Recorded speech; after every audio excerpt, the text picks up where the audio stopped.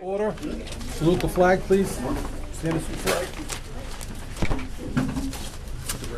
Sir, I pledge allegiance to the flag of the United States of America and to the republic for which it stands, one nation, under God, indivisible, with liberty and justice for all.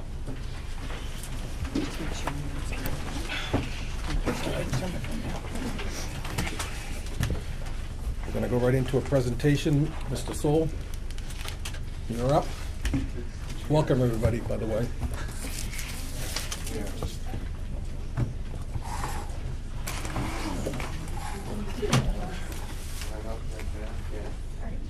welcome, Neville.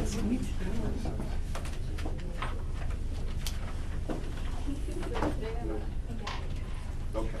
All right. So, hey, I was asked to come here to brag a little bit about these awesome 8th grade students. So, a little bit of history first. That was kind of a joke. So, National History Day is a program that the Paul School has participated in for, this is year 5. And basically, it's a rigorous academic competition centered around research of a historical topic. And students get to choose basically whatever they want to research from world history, U.S. history, whatever they want to devote their attention to. If they want to write a paper, if they want to do a website, if they want to make a documentary, do a performance, okay, any of those possibilities, they can make that happen. They can work alone. They can work as part of a group. They have to abide by a theme that's different every year. So this year's theme was triumph and tragedy. So they had to pick something in history and connect it to triumph and tragedy. Real quick, why don't you tell us what you picked and what project you did? We did Women in World War II and we did a website. I did Alexander Fleming and a website. The Triumph and Tragedy of the Great Depression. We did a website. The Punic Wars, and I did a paper. Absolutely. So papers, websites, all over the place. We had a school competition, so the whole 8th grade participated, but the top projects were selected by some judges here in the library back in early March. And these folks and 2 other students, Savannah Stewart, who's not here, and Gabby Coates, who's not here, were selected to move on to the state competition at Plymouth State University. That was this past Saturday. So we had 9 students going, representing 5 projects. And for the first year ever, all 9 students and all 5 projects placed and earned a medal. Nice.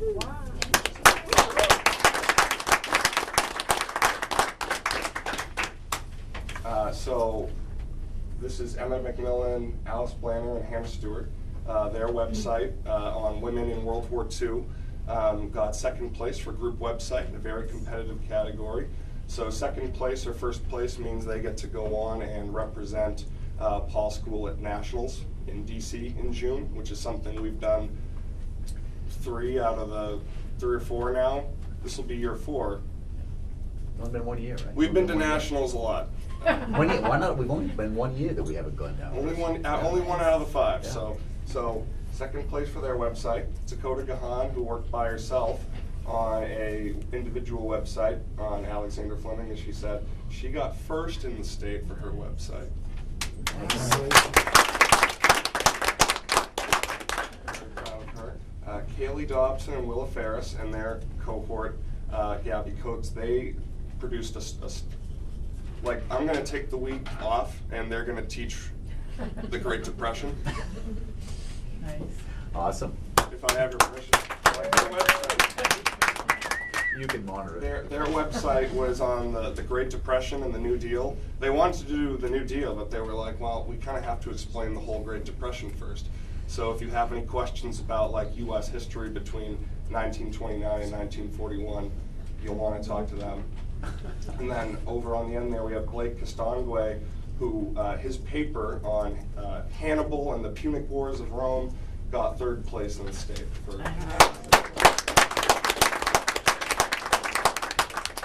And finally, Savannah Stewart, her paper was on a Christian missionary named Gladys Aylward, who had wild experiences in China during and before World War II. and her paper got second place in the state. So. Wow, that's great. So 9 medal winners here to,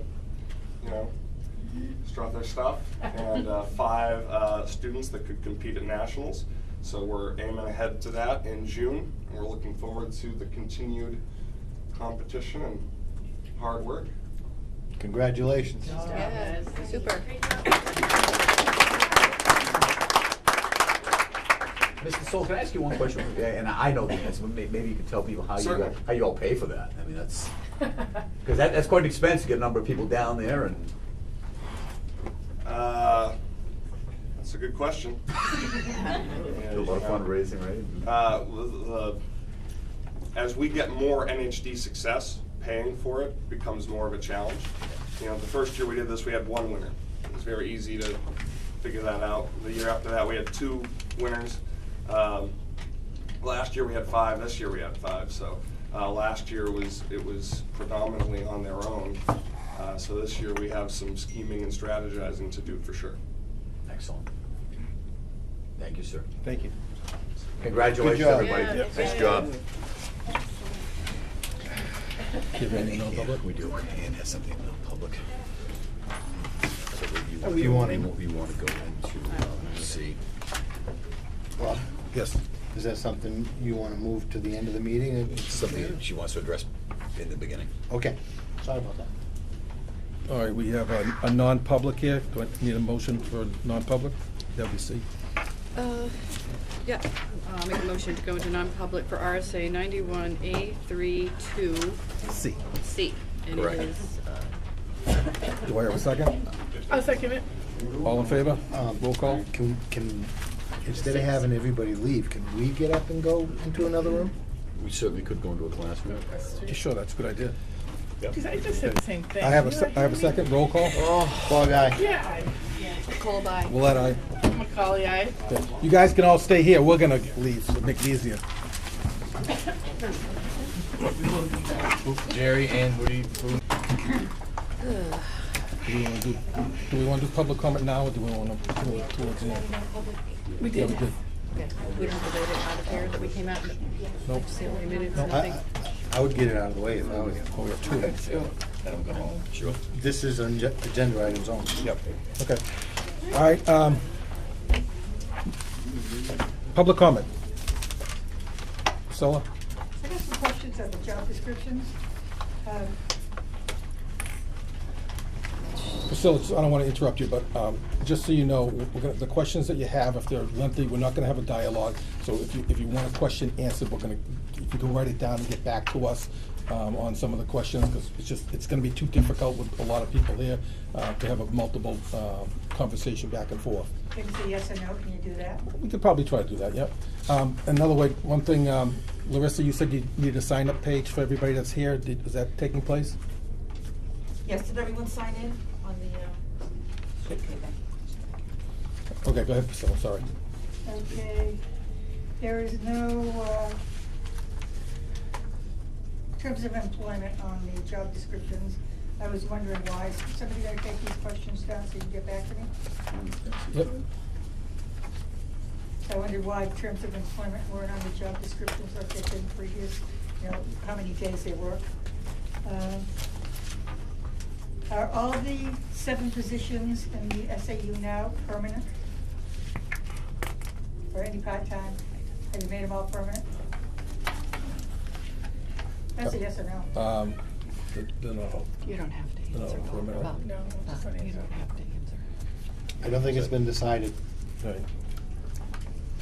Has it been decided? Yeah, you're in charge. Well, you now. budgeted for these positions, so the budget amount will tell me whether they're permanent or not permanent. It should tell you the same. Yeah, it just hasn't been decided, Priscilla. It was decided prior to budget season. I know we're not gonna have a conversation. Okay. Milton has 3 schools and they have 5 employees. Wakefield has 1 school, and I believe there's 7 employees in the SAU. Is that correct, 7? The 7 and 8. 1, 2, 3, 4, 5, 8, I believe. 8? I'd have to count them up, but whipping quickly through my head, yeah. You have 8, and Milton We has have 5. You have one school. Just- Here's a little top heavy. And also, when I was looking at the job descriptions, the Student Services Director job description is not in the packet. That's all I have for now. Can you stand up and state your name just real quick? I'm Frank, Wakefield. I was wondering if any questions that you guys get written answers to, could they be disseminated to all of us or publicly, considering it's a public meeting and we would normally be entitled to a public answer? It's, In the, Yeah, go ahead. you know, in the past, when they've been just, you know, we've had those questions come up, we've answered them in the next board meeting.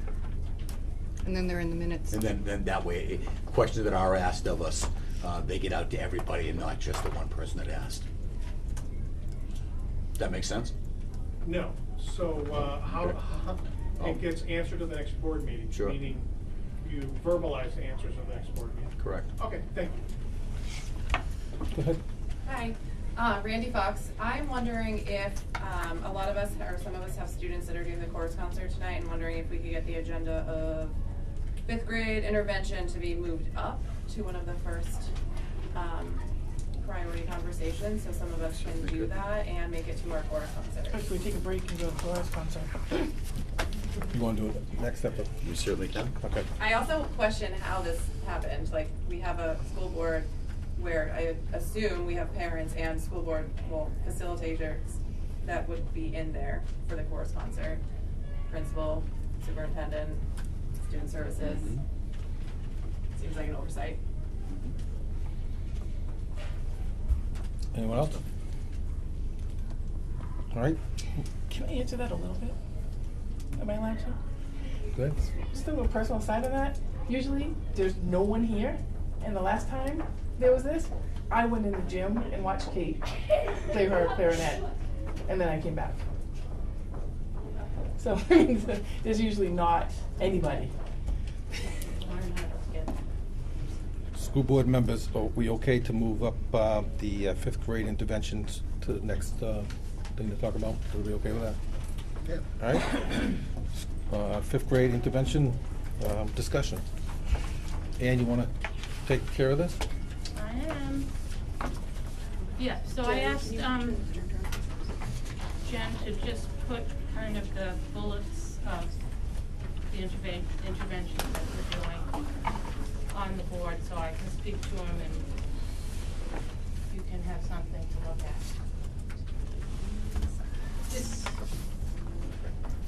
Did we move through like the public comment? We just had it. So that was it? We have another one at the end. Okay.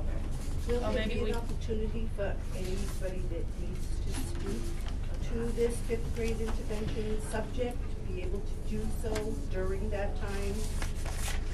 We don't want to have dialogue back and forth because it's going to get out of control. So if you have questions, you can write them down and we can get back to you. Ann can't answer all the questions that people are going to have anyways without having information. So maybe the parents should be able to speak before you go into that subject area. I'm sorry, Ralph? Do you want to extend the public comment part that addresses items on the agenda? Just, To the bottom one? well, no, I'm talking about kind of before we get into the 5th grade intervention that Ann's about to address. Can you ask again whether or not there are any more people in the public who'd like to comment on anything else on the agenda? Okay. Yep. Good idea, Ralph. Everybody okay with that? Yep. Yep. Any other public comments then? Yes, sorry. I don't know if I'm the only person or not. So again, I'm Randy Fox. My daughter attends the 5th grade here at Paul School. I've been in the community for about 3 years.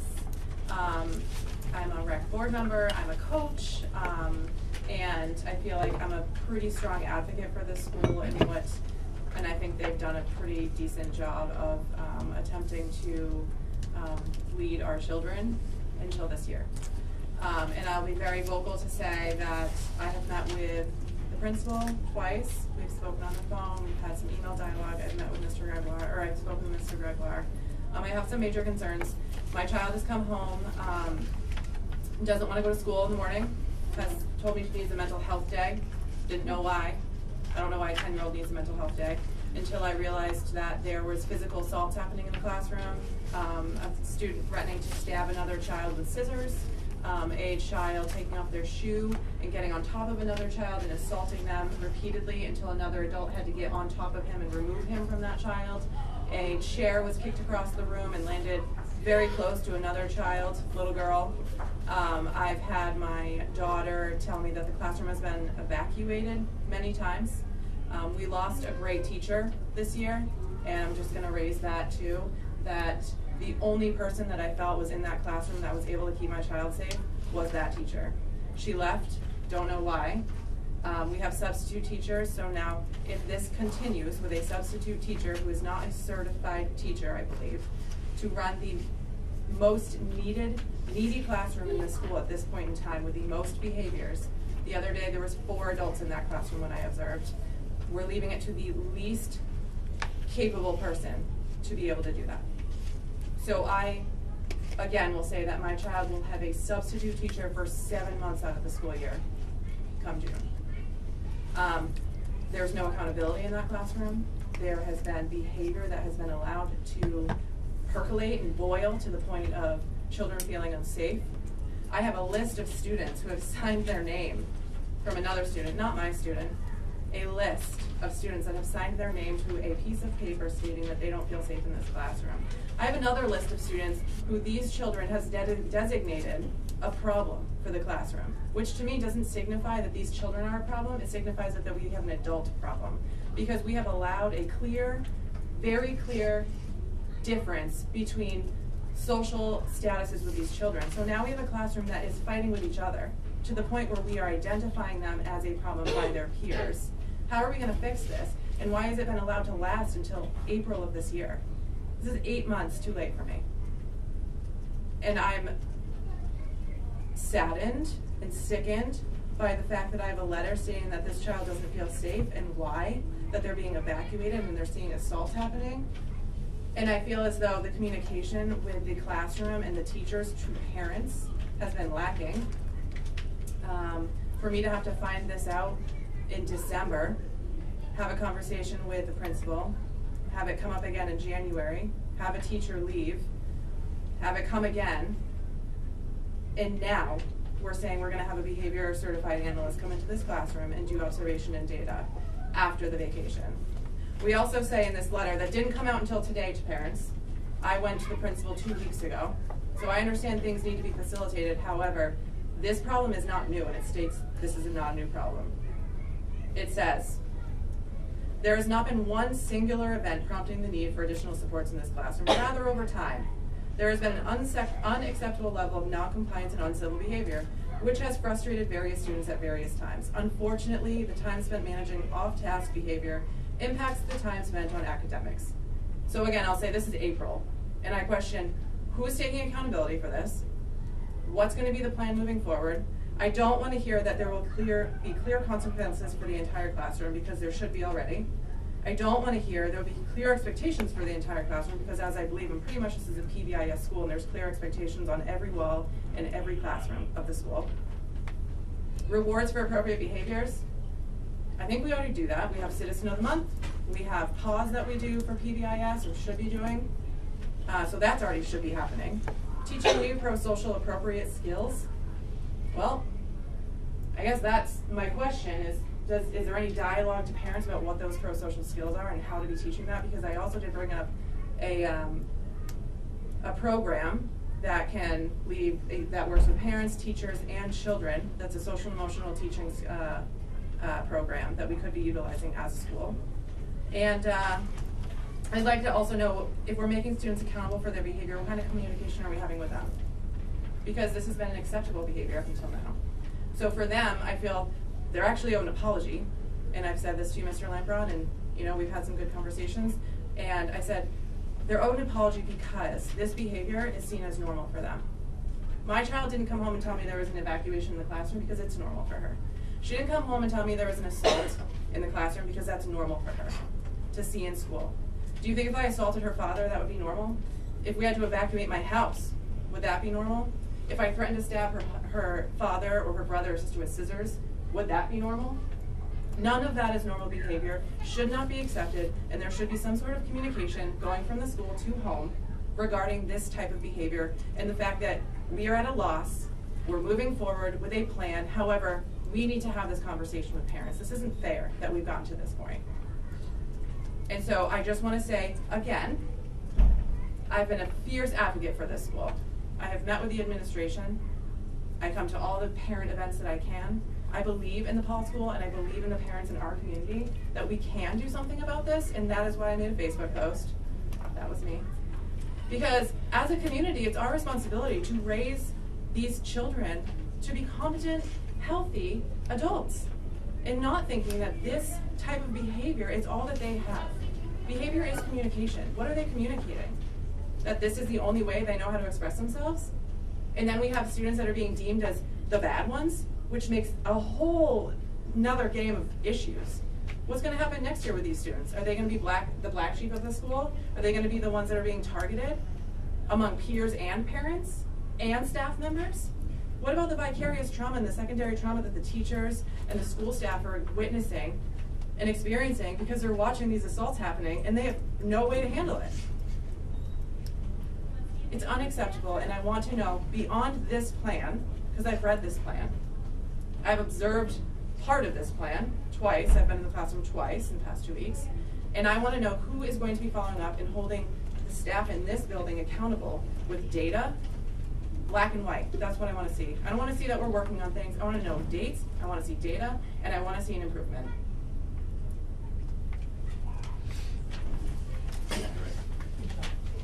Bob, I think we all have to be accountable. Yep, I agree. Yep. Anybody else? All right. Thank you. Ann, you want to take it from here? So, Thank you, Randy. sometimes you'll hear me talk about tiered interventions of instruction. Tier 1 is what 8% of our students access pretty easily.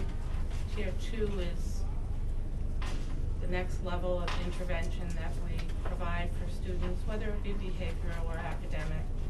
Tier 3 is our most restrictive interventions that we provide. We have a Tier 2 committee that meets, and unusual to that was, I would say in November,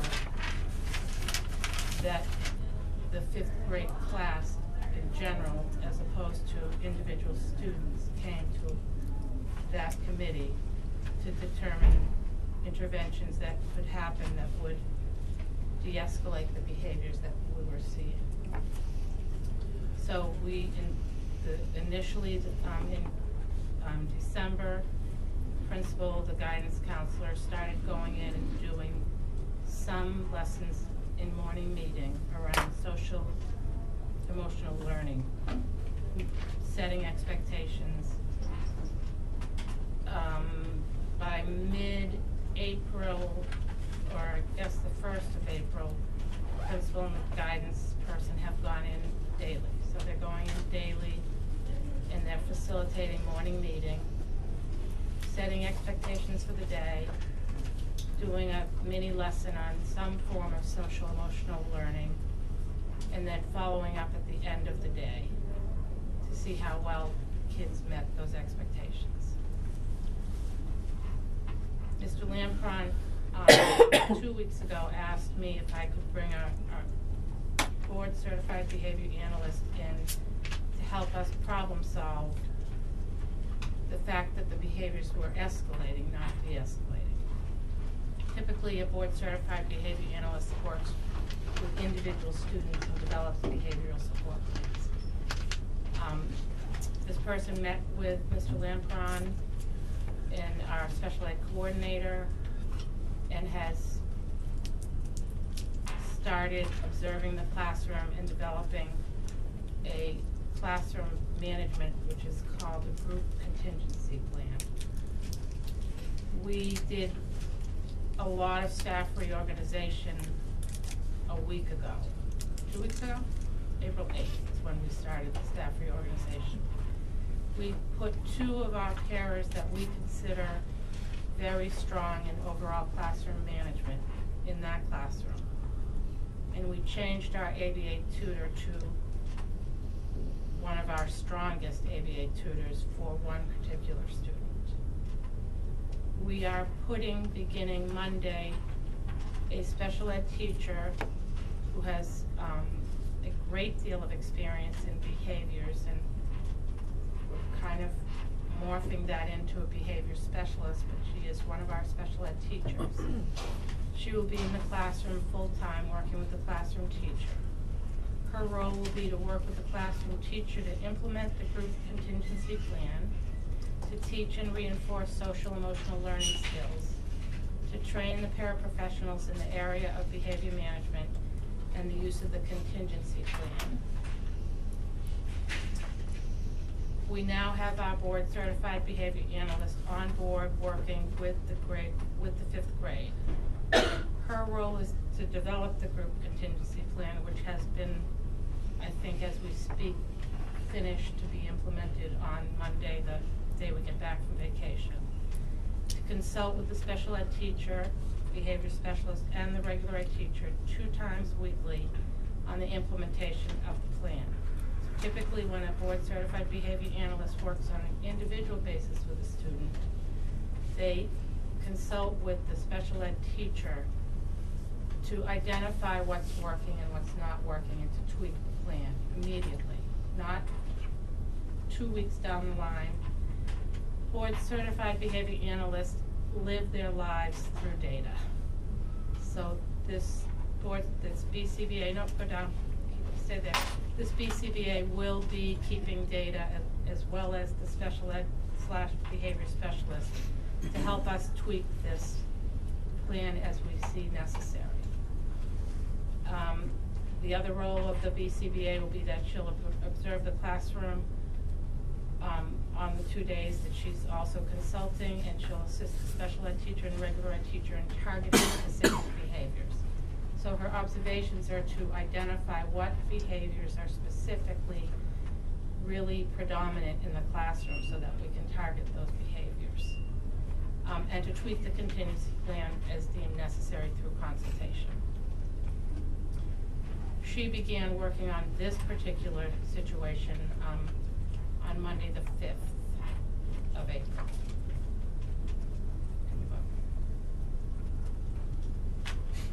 Based on consultation from the BCBA, consultation from our school psychologist, consultation from our special education teacher, we need to identify and put in place a classroom design that is conducive to small group learning, kind of like a center space,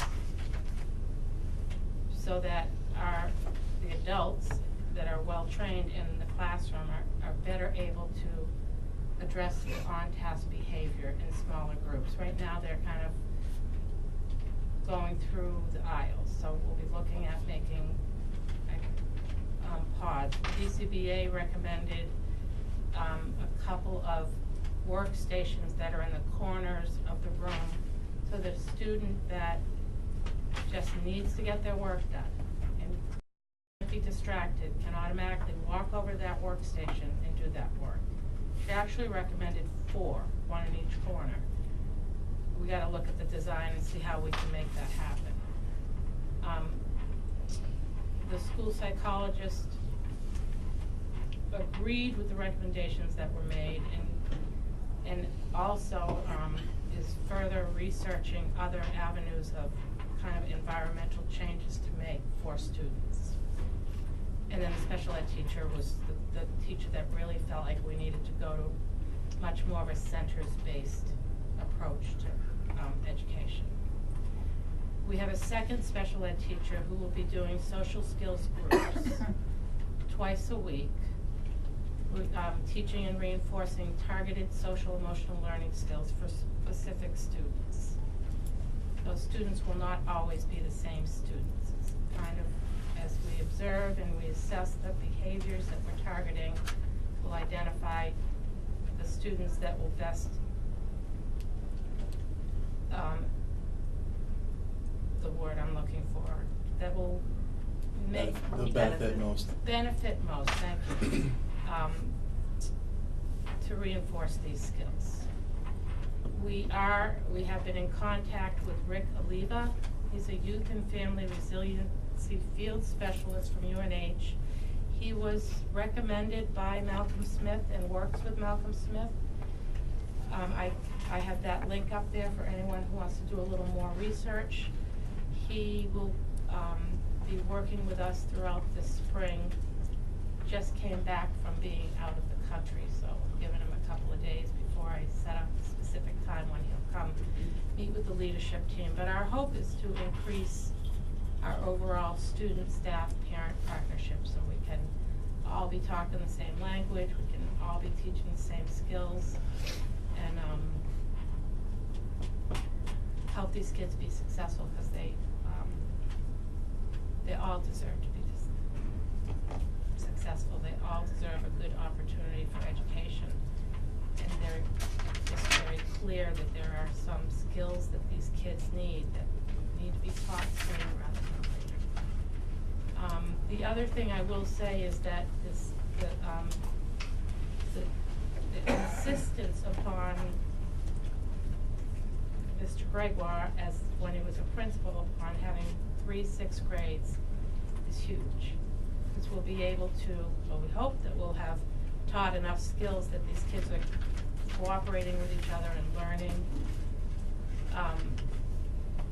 But we'll also be able to really be careful about placing students in classrooms so that we can facilitate good cooperative learning. Questions? Jen? Can't we shuffle some teachers and put a teacher who has a degree and a lot of experience, and in this case maybe physical and emotional strength, in this classroom? I mean, I don't want to take away from one to give to another, but at least rotate a non-substitute teacher into this classroom. That would probably. That's a question that I think Mr. Gregoire needs to. I have to look at what we I'm have. looking the wrong way. The wrong way. I've got my back to you. Are we done with the PowerPoint? It seems like we could at least rotate, if not make a change for the rest of the year, because I would be extremely unhappy if my child had a substitute teacher for 8 months. Yeah. You know, and when Brandy was talking, I certainly heard that loud and clear. And what, you know, is going through my head is, can we do something like this? Because I had the same thoughts. You know, and I'm still processing that.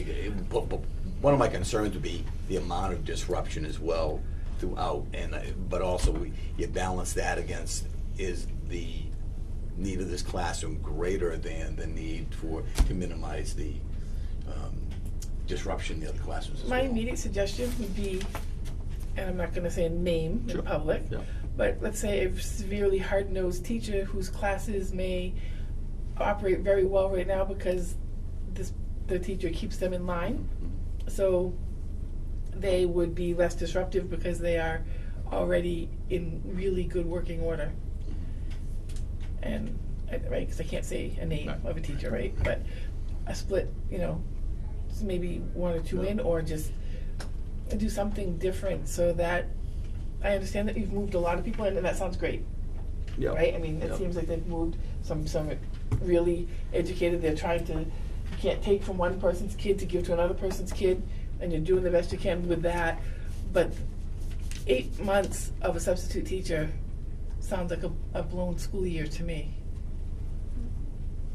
You know, and so that's, and I know you're doing the best you can with what you got, and I know the situation, you know, the situations that you talk about can't be made public.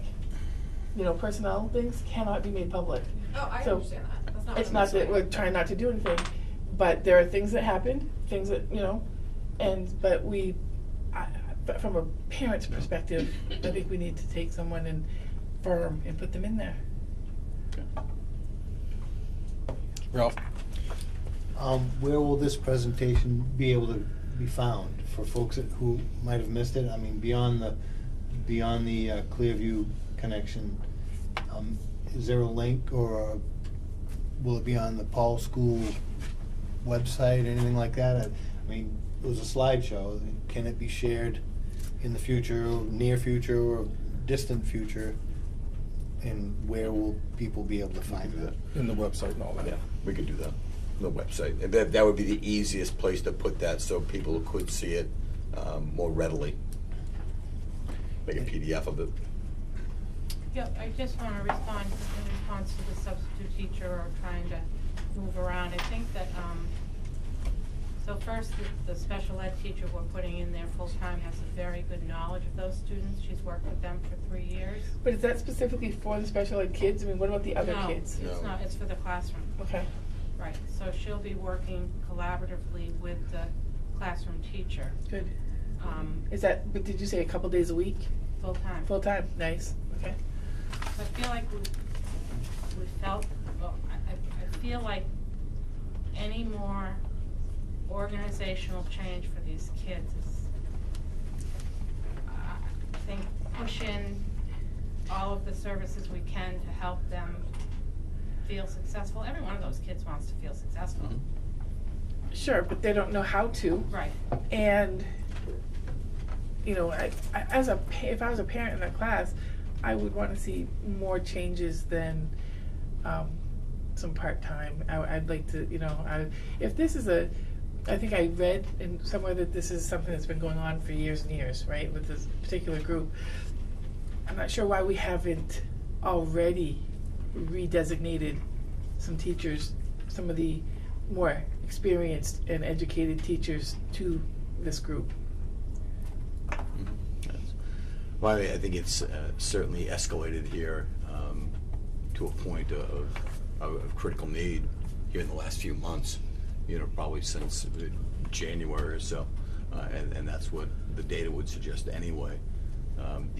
What's been, and talking with Ms. Kuehl about the data, you've certainly seen a significant reduction with the changes that have been made already. So I feel like the resources that we're allocating to the problem for a strong solution are working right now. What that looks like long term, and you know how we, you know, as it was pointed out, how we go back and fix it. We aren't going to be able to go back and fix the mistake, but looking forward, it feels like it's already working, and that's suggested by the data that's been collected from office referrals or even just coming to visit or the intervention. I think a lot of that has to do with the administration being in the classroom in the morning to start the day off, and then frequent visits throughout the day just to, you know, do a dipstick check and see where things are at and check the temperature of the classroom, and that's having a significant impact. Since that started, have you had any evacuations or anything like that? No? Well, that's good. How many of those have you had this year? 2. 2? For the whole year? Whole school year? Just in that class? In that class, 2. Any other comments from the public? Andy? So I would like to know, I do agree, so I think the substitute teacher thing is an issue, and I'm concerned about that, but I'm also concerned at the amount of adults in that classroom, because when I observe the classroom, they take power away from the substitute teacher who's saying one thing, but when the children are being unruly and not being respectful, she was reverting to a man sitting at the front of the room for him to implement to them, to listen. And to me, that's devaluing your power in a classroom. So what is the message to these kids? Is that like what she's saying isn't as important as what he says? I think the message is convoluted. I also know that I was in there on Friday, there was no afternoon meeting. The teacher said, well, we're gonna do a meeting. They kind of balked at it, and then the teacher said, well, never done, we're all done now. So what happens to those social emotional skills that's being supposed to be taught in that meeting? This is a systems issue. This is not a child issue.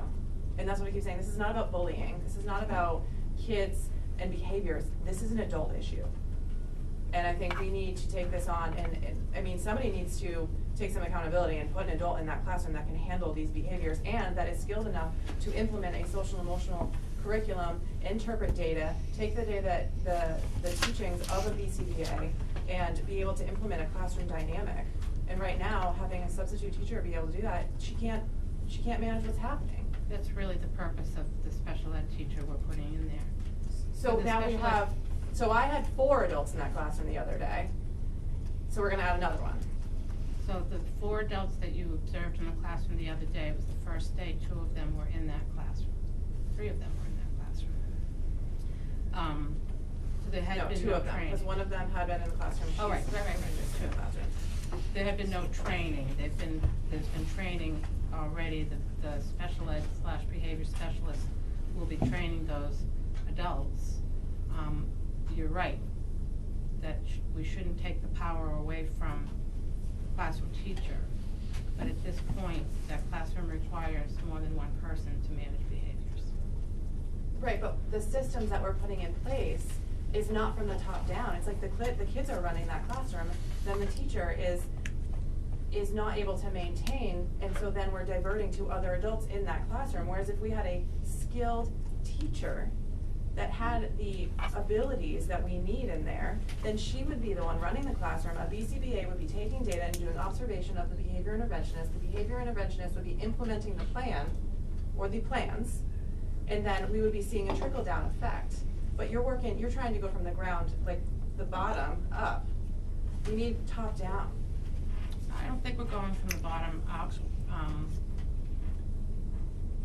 I think, unfortunately, to replace that teacher with a kind of teacher you're looking for. Well, an actual teacher. We're replacing a substitute with a teacher. That's what I'm looking at. Unless you were to move teachers around within the building to find someone to come in right now to advertise and get someone in, you'd be looking at mid-June by the time you had them in there. Move them around. I think we need to move them around. We definitely need to come up with a plan. We will, the administration and I, we will work together on figuring out this out. Like, immediately though, I think we need to come up with something, not, I mean, I know this is Tuesday and vacation's next week. Yeah, Where's Monday's my fine. phone? But Monday, so they've come back from vacation, everybody's all crazy from vacation anyway. Jump into it. Randy, Start new. we see this as an issue, definitely an issue. We are going to address this and stay on top of this, and make this right. I promise you that. Beth? Hi, I have 3 questions. Let me give you all 3 real quick. You can decide if you want to answer or take it under consideration. My worry not only is for that group of children, but if you have a special education teacher or teachers that are coming into the classroom, what about their students that they're leaving behind? Who's addressing their special education needs?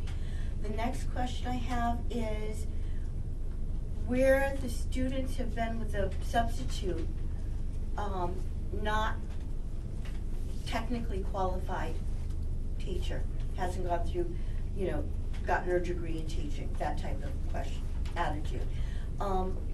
Will these 5th grade students be educationally ready to go on to 6th grade and handle the 6th grade material? And the last question is, who in the building has taken restraint training so they would know how, if they should need to restrain a child, they have that training behind them to be comfortable to restrain a child? That's it, thank you. Do you get all that, Larissa? You're a good typer. Really quick. We'll get back to you, I Beth. can answer 2 of those questions now. Do you want me to? If you like to, yes. So the first question is, we are looking at a long-term sub to do direct instruction for the special ed students that are not 5th grade. And I'll be paying for that out of IDEA money, so it's grant money. It's not coming out of our budget. The third question is, we have 8 to 10 people in the building that are trained in what we call CALM, which is the restraint training. And those are the people that are usually called when we need to do that. Great, thank you. I can't remember the middle question. Where the students have been with. I can't answer that one, I remember. Right, so Can't don't answer worry. it. But the 2 that were in your realm, you did, and I thank you. Go ahead. What's your name? Jill, I'm sorry, I'm Jill, who and my daughter's in the 5th grade. With this plan starting in April, and we're looking at starting a contingency plan, working on things that are gonna happen by the end of the year, which is gonna be in June. Will this be able to be rolled over into September when these kids come back from school with that big long break? Are they gonna be able to have these services and these plans still put in place? Yes, so we hope that we can, I'm hoping morph is the correct terminology, morph this position so that we have a behavior specialist that is concentrating on 5th grade solely right now, will be a behavior specialist that concentrates on behavior systemically. Jerry, you have any comment to that? Just that we, the intention would keep, similar staffing, until we have things in better stead. So, but by the time they get to, they start again in September, they're still able to have this sort of plan coming into it, if, Yes. because it's gonna be towards the end of the year. Yeah, so. the plan would be to have everything continue on Yeah. in September, again, similar staffing. Yeah, so there's still I wouldn't being- wanna say the exact staff would be in there, but similar staffing to make sure that, again, this doesn't escalate any further, actually de-escalate. Mr. Miller? Well, I don't know if you can answer this question. Sounds like a troubled classroom, and it sounds like you got some great plans going forward. Is there a camera in that classroom? We do not have cameras in any classroom. I mean, how better way to collect data and remove all doubt than to have a camera in the classroom? I see a camera right up there, I see cameras in the halls. If you've got a troubled classroom, and safety is, in my book, far outweighs any concerns about privacy, especially in a troubled classroom. It would seem to me that having a camera in there, at least during the troubled time, would be, remove all doubts about what is going on with whom. And it's sometimes, when you bring parents in, you kind of get, oh, it's not my kid didn't do that. Well, the video kind of removes all doubt about who's doing what. And it would seem to me that that would be something that could instantly be done, that could at least help gather data about who's doing what, and help parents and the administration to deal with the people who are involved. Yep. Ralph? I think if one parent of one student in that classroom strongly objected, they would be problematic. I agree that cameras do work, and if it's properly noted that there are cameras, being utilized in all the classrooms, you're complying with laws. But if one parent is objecting, that may be That was gonna be the mine. end of. I disagree that privacy comes before safety. And I can't see an argument that would be effective against that. I mean, we're hearing from parents whose children are afraid for their safety. The laws would allow it if it's properly notified. And of course, this would be for administrative use only. It wouldn't be something the public could view. But just like the buses. Frank? I just wanted to submit that maybe a different perspective on the cameras is to protect the teachers and the paraprofessionals specifically, because those are the ones who are responsible, and they're absolutely, sounds to me like they're at the very edge of all of their capacities in every way.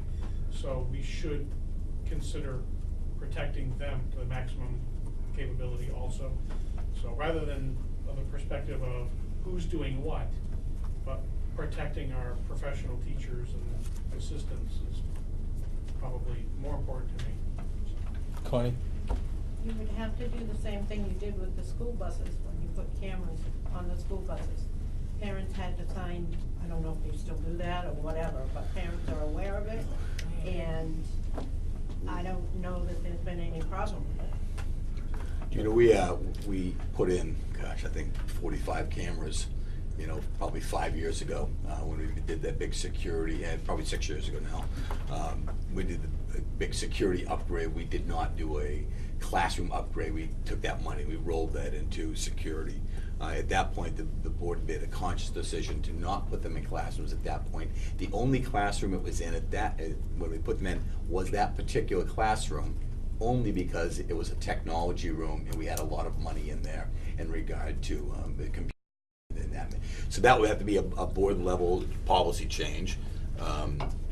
Again, and there was a conscious decision was made to not do that, but we do no longer have parental sign off. You don't have that? Not for the classrooms. I mean, again, It's a great- they're not it's a in great- they're not in the classroom, number one. It's a great But we have suggestion. them throughout the entire building and outside. Mhm. And it is probably noted with signage. Steve? Just a note on the cameras, this is a two-party consent state. So you can have a camera, you can videotape people, but you're legally not allowed to, audio people. The only exception that I know of in the state of New Hampshire is a school bus. And that is only if it's approved by the school board, and also there has to be yearly notification sent to the parents. But other than that, this is a two-party consent state, and you are not allowed to audio record any person's speech without their explicit consent, but you can video. Thank you, I do remember that, yep. Yep. Anybody else? Nope, thank you very much. Ongoing issue, we will address this, we will stay on top of this, we will get back to everyone on this. Thank you, everybody. Thank you. I just want, to thank you for, speaking to the fact that this is systemic. It is a systemic issue. It's not personalized. All right, ready to move on, everybody? Consent agenda. Motion to approve this consent agenda? Well, Go ahead, Ralph. I would offer a motion to approve the minutes of public and non-public from April 2nd with any amendments offered. Do we have a second? I'll second it. Any discussion? Couple of All right.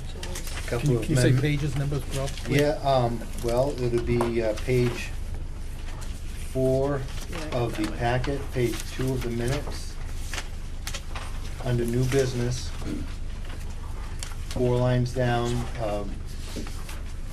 but perhaps 3 citizens appointed by the school board. I would like the minutes to reflect the idea that, or the fact that I had shown interest in being part of that health insurance committee. Where was that, Bill? Right here, page 2 of the minutes, page 4. Subcommittee, okay. Yeah, so, Mr. Gregoire and Ms. How do I pronounce that? D'Agostino. That's okay. Mrs. D. Prior to that, part of it, I did say that I'd like to be on that committee. Gotcha. I believe you're on that, Ralph. I believe you're on it. I think you and I are on it. Good. But I think the minutes should reflect that. Okay, all Okay, right. so, and that's, I just would like the minutes to reflect. On page 6 of the packet, 4 of the minutes, just Yeah. in front of number 8, other business, the vote, it states it was 5-1, it was actually 4-1. Which section? Right here, just above other business. Here. There's not 6 of us, so this Oh, is, yeah. this is 4-1. Oh, thanks. Gotcha. Yep. That was all I had for the That's all I had to. public minutes, but I did have something on non-public. Go ahead. Go Well, ahead. anybody else Oh. for public? No, you caught what I had. Okay, just on the non-public minutes, page 8A, looks like, yeah, 8A, page 1, superintendent search and hiring, where that paragraph starts. I would like in the minutes, the idea that, well, the fact that I had asked Mr. Gregoire if he'd be willing to accept the 80,000 part-time position with no benefits. I thought that was a pertinent part of the conversation. Okay. I thought that non-public minutes only had to It's true. reference the votes taken. nothing else. That's my understanding about non-public meeting. I think it's very important for these minutes to reflect the idea that somebody on the board asked if a candidate for a position was willing to comply with the withdrawal plan. I think that's very important. Not necessary though, and you've made your point. At full time. I mean, you were asking him to do the part-time I did, rate. I said, Jerry, in a would you take full-time leave for position. part-time, no benefits? A part-time rate as a full-time employee. No, I said part-time That's beside the superintendent. point. At this point, we're just Okay. talking about the minutes, and we don't need to. Let's try to raise the hand affect because anything. Larissa needs to keep track of this. That's not a vote. So it was just, I'm gonna the pick my question battle. was, are you willing to do part-time for 80K with no benefits? That's what should be reflected in the minutes. Yeah, what else you have, Ralph? That was it, for all of it. What do you have, Tracy? I'm not gonna take it any further. We didn't want him to. I mean, the rest of the board was not. Well, Right. that was part of my amendment, but I didn't just want to think- throw that in. So how do we vote on that? Do we vote on that? About No, if he we make should- changes? That was a comment that he wanted to add to the minutes. But it's- We don't have to Unnecessary. change it. we don't have to change that because that's what we That's what don't I'm usually do asking. in non-public. That's what I'm asking. Yep. Because there was further dialogue, I don't think that would reflect the minutes correctly because other board members had things to agree. say It- to it that wasn't as a vote. well. So it wouldn't really reflect how the rest of the meeting went when it wasn't recommended by anybody else. So can we vote on whether they're changed or not? Or can we just all add Do what we we need to vote on want? that? No, you do not. So we just don't add them? Just don't add them. Well, it's a very important part of the record. It's a piece of a larger part, and non-public meeting minutes only need to reflect votes. That's what we're going by. Is that a policy? It's the law, It's isn't it? the law, it's an RSA, or maybe it's a policy on the web. All right, let's move on. So discussion. I guess it would just be part of the next minutes in public. There you Yeah, go. sure, there you go. Okay, There you that go. works. Yeah, no, that's a good solution. So I have a motion and a Okay. second on the floor. All in favor? Aye. Aye. Second. Aye. Reports. Business Administrator's report. Back to you, Ann. I'm not the business. Oh, I'm sorry. administrator. Sorry. Want to do that Quick too? change. Sorry. My typical board meeting night. Sorry. You can have it all. So, Marie, you're sitting over there, that's why I haven't seen you. we're switching it around and trying to confuse everybody. So, there's a lot to my report, so I'm gonna try and summarize it, and then if anybody would like to have further discussion, I would do so. Just trying to go to the page that it starts, sorry. Let us know when you get there. Yeah, I really. know. Me too. You can start at 15, which is the meal price increase. I don't know where you're picking this up. Oh, you back there? No, that's later. I got 14. 14, yeah. Okay, thank you.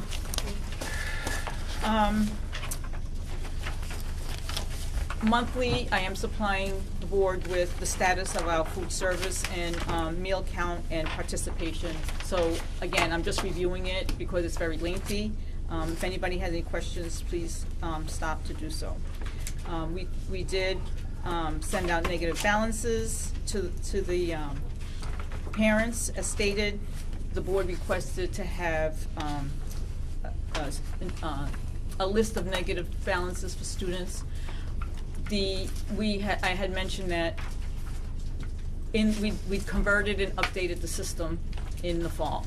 And the system currently was not able, because they're modifying the reports at this time in the new software, so I was not able to have it a date range and started from January as had indicated. So that, the number you see there is for the whole year. I wasn't able to modify it. So this is where we are from the beginning of the year, and we know that some of those numbers are not accurate.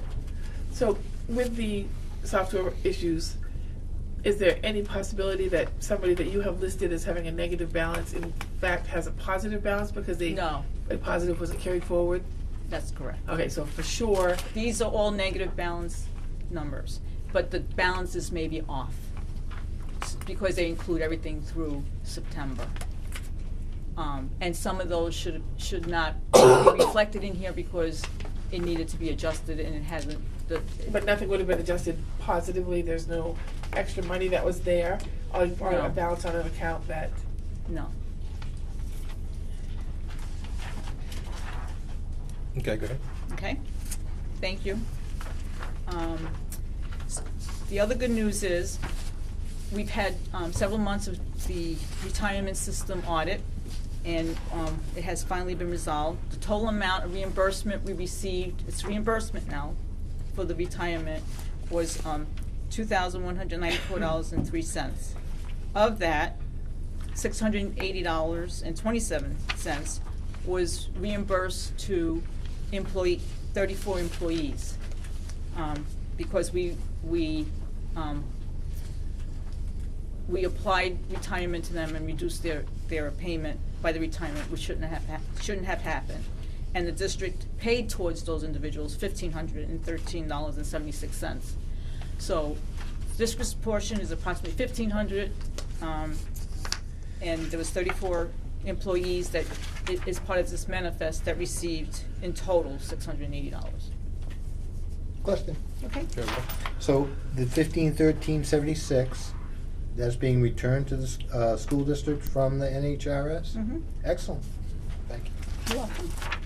I said it's good news. And everyone was like a little check, remember, that was $5. That's right, so, you're talking about $600 divided by 34 people, some got $3 and some people got $18, so, okay? Okay. This is a time of year that, the board needs to approve going forward the meal increases for next year. As I stated in my report, the school district needs to show good faith effort that they're trying to increase full pay to what we're being reimbursed for from the federal government at this current year. For every meal that's free, the federal governments give us a reimbursement of $3 per meal. For elementary school, we're charging elementary school, because elementary school is split, and that's the way the district has been doing it historically. So it's split, and the younger group get charged $250 and currently, and the middle school gets charged $275.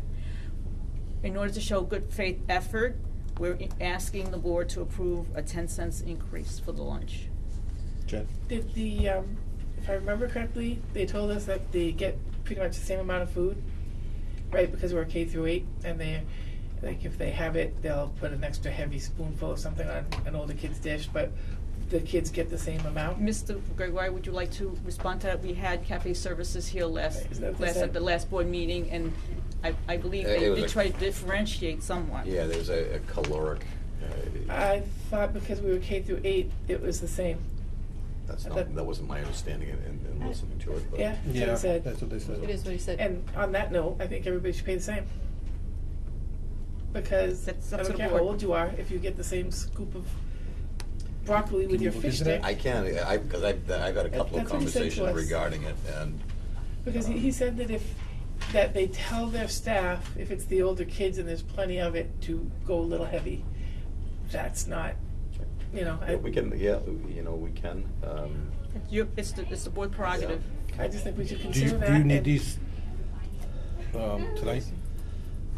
We could wait till next board, Just get it over with. Well, I mean, we want to check in to see if. I'm confident, but don't we have the notes? I was just curious which way you were thinking of going to make everything the same. So every $285? Yep. Because free lunch is $3. Yeah, we have to increase at least 10 cents. Yeah, okay. I think we should go up to everybody pays the higher amount, and while we're talking about it, I think we need to do some research on how to collect the bad debt. Because it's not fair for some people to pay and some people not to pay. And I know that it's a real touchy subject, but where there is applications for free lunch and people just need to fill out a piece of paper, I think that we need to look at what we can do about that. Ralph first. Ralph? So halfway down this page, it says that fiscal year 219, federal lunch reimbursement rates. Am I interpreting this to say that the program, the federal program, gives back to the district at a reduced price, $2.60, and for free lunches, $3? Correct. So how is there, I mean, if, not that I'm advocating for federal intervention, but how are we running a deficit if the federal government's reimbursing lunches at a higher rate than we're charging? Can I answer that? Okay. We're getting paid, so people who qualify for free, there's no negative balance because they're getting meals and we're getting reimbursed from the federal government. And then, so we may have some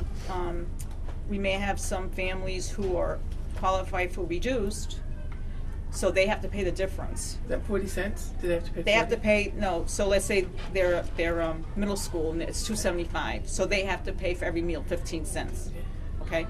So that may be part of that negative balance because they may not be paying the difference. So the only ones that we know, because we participate in the federal food service program, we are getting $3 for people who qualify for free, and there's federal guidelines on who qualifies for free or who would qualify for reduced. The reason why we're in a negative balance is of people who, the portion of the portion that the families are responsible for, they're not paying. And part of it could be the 15 cents for the But the other part is people who haven't qualified for free lunch are taking their own free lunch and not paying. And nothing's ever done about it, and it has to come out of the budget at the end of the year. So the tight school budget has to cover, it's almost $7,000 right now, right? We have to take that, that's Chromebooks for the second grade.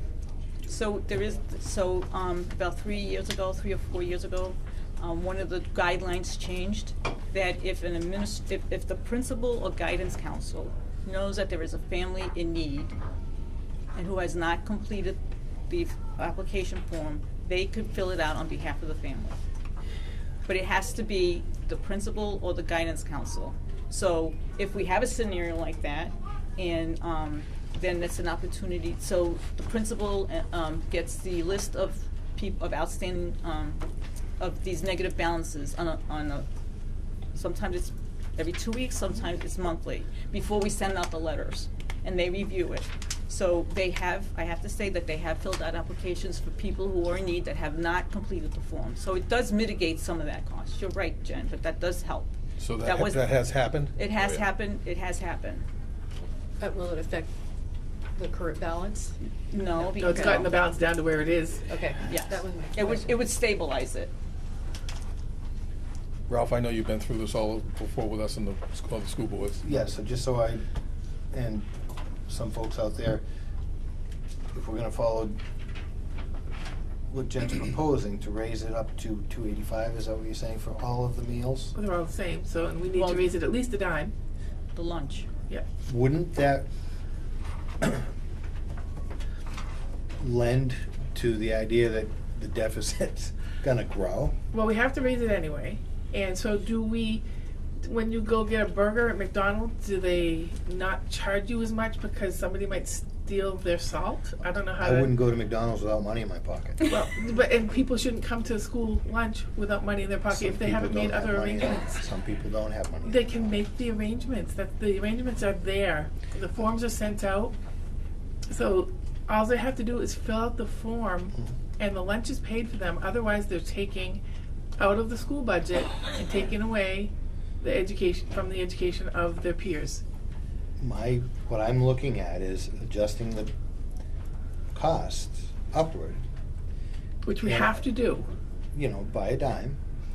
So my thought process says, if we're increasing the cost and an X number of people aren't paying their bill, for whatever reason they're not paying the bill, that problem that we see is only going to increase based on the increase in the cost. But that's why I said we need to find a way to go about after this bad debt. I mean, if you can't afford lunch it's fine, it's not shameful. You do what you have to do to get your kid fed. So you do what you have to do. And if that's signing a piece of paper, you do that. And if you don't, and you just take a free lunch, and there's $7,000 due from the school budget in April of the school year, that's taking away from the other people's kids who did pay or did sign the paper. And that's not how it's supposed to work. The ability to get free lunch is here. I understand. The ability All I'm doesn't saying mean is- that we have to give up budget to cover, when the ability to get free lunch or to pay for your lunch, we have to pay cafe services. It isn't. It's a very good teaching experience for children too, because I've talked to people, and on Facebook a couple of years ago there was a big thing about it, and there were people who could afford it who said they don't pay. There are kids in school who say, "Nah, you don't have to pay for that. You just go and they keep giving it to you." Jerry? You know, just having been here for a while and gone through this a number of times, and how do we address this? That we have looked at sending letters out. I've made personal phone calls and spoke to 75 people in a week about this. I've made robo phone calls out. We have talked about debt collectors. We'll do what you want us to do. I'm just not quite sure what you want us to do with this, because we have done an awful lot in the last 7 years trying to address this and calling people, and you know, I hear from people who are going to pay, and you know, we see a few bucks, but we're $7,000 or more. Does this fall into the same thing that we spoke about classes on how to teach your kid empathy and how to do this, how to teach your kid self-responsibility, or, you know, Well, you set an it's- example for your child. Yeah, it's really the matter. How do we address it now with parents? So we are looking at different ways to mitigate that. There is a way now that parents could go online and see what guest students. Yeah, I get them. And see what they're actually eating. So one of the things that we put into place is some parents who are sending their child with school with food, and they were purchasing food too. And Oh, it happens to me all the time. I send her with a lunch, and my $50 goes away like that. But at least she's eating. And I understand that, but I'm saying some parents weren't aware. So the letters are good, because some parents are not aware that they're sending their child with food to school, but they're still buying lunch as well. Well, you get the if you are on that, you get a low balance flat email.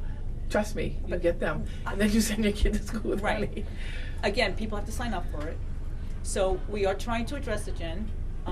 Thank you for bringing, you know, your voicing your concern. We That's a big understand chunk of that. change. It is. The other thing that we have found when parents call and ask, they actually talk to cafe services, and they put a note in that student's name that if they see the child going to buy food, you can't. Once the food is taken and put on the tray, you can't turn it back, because you can't. Right. So then they would know, and it's a small school, so staff here knows who the kids are, and if they make a note in the child's account that they shouldn't be charging, they try to stop that. So we are trying to address your concerns in different areas and look at the whole picture. That would be a draw to me as a parenting concern, not a school's concern. If you tell your child not to buy lunch, then you should deal with that at home. Ralph? I'll make a motion to do the meal price increase request that's proposed for 2019-2020 on page 15 of the packet, page 2 of 3, from the business administrator's presentation. As it stands? As it stands. Do I have a second on that? You don't want to separate, You I'll second it. Okay. Discussion? You're saying that you want to leave it at the proposed 260 and 285 and not do the same price across the board? That's what I am saying. So because you're at a higher grade, you pay more than somebody else. Nope. That's what happens. I think that should be addressed. I agree with that. Yeah, they get the same price. The Same food. older kids just pay more. They pay $285 for the same meal. The older kids are bigger and more probably. They don't get more food but they though, don't- so they need more food. At the last meeting, they don't get any more food. That's. But there was also talk about a table where if you're not eating something, you can go bring. It's the supposed to food be a over free table, not a Yeah. 10 cents more table. But it's for everybody, even though 260. I feel like Seems odd to charge more for the same thing for different, just because you're older. Usually the You're older you older, get, you need more. it gets cheaper. No, And you get less. In my age. Sorry. I happen to agree, that's why I asked Jerry if he could look into this before we made a decision on this. I agree. If everybody's getting the same, it should be the same dollar amount. If the older children can get more, that would be great. They can't, they're limited, that's what he talked about, She is did they're say limited by no. calories, they're limited by all the, so then, if he's got a motion, can I make another motion, or do I have No, to we're wait gonna till finish we? this motion. Yeah, I mean, if it's a tie vote, it fails. If it's, if it fails, it fails. I have a motion on the floor in a second. All in favor? Aye. Aye. Oh, you made it tie on purpose. No, I didn't. My own decision. Opposed? Aye. Nay. Aye. Nay. All right. Motion That fails. Okay, so I make a motion that we make the meals that are the same quantity, same price. Second it. Discussion on that? Have we had enough discussion? All in favor? Aye. That was useless. I will vote in the affirmative so the action can go forward. Well, I was actually thinking that you're talking the 260, 285. Why don't we fall somewhere in between that? 280? I was thinking 275. If we, has to Then go the up. second one didn't go up. well, on the averages Oh, it would. Right, that's If what you're that's looking what I was at thinking. Is that all it needs to be, is on the average? Uh-huh. The goal is to meet what the Fed is reimbursing us. The goal is $3. So That's the goal. each one, we have to bring up 10 cents, is that what you're saying? Yes.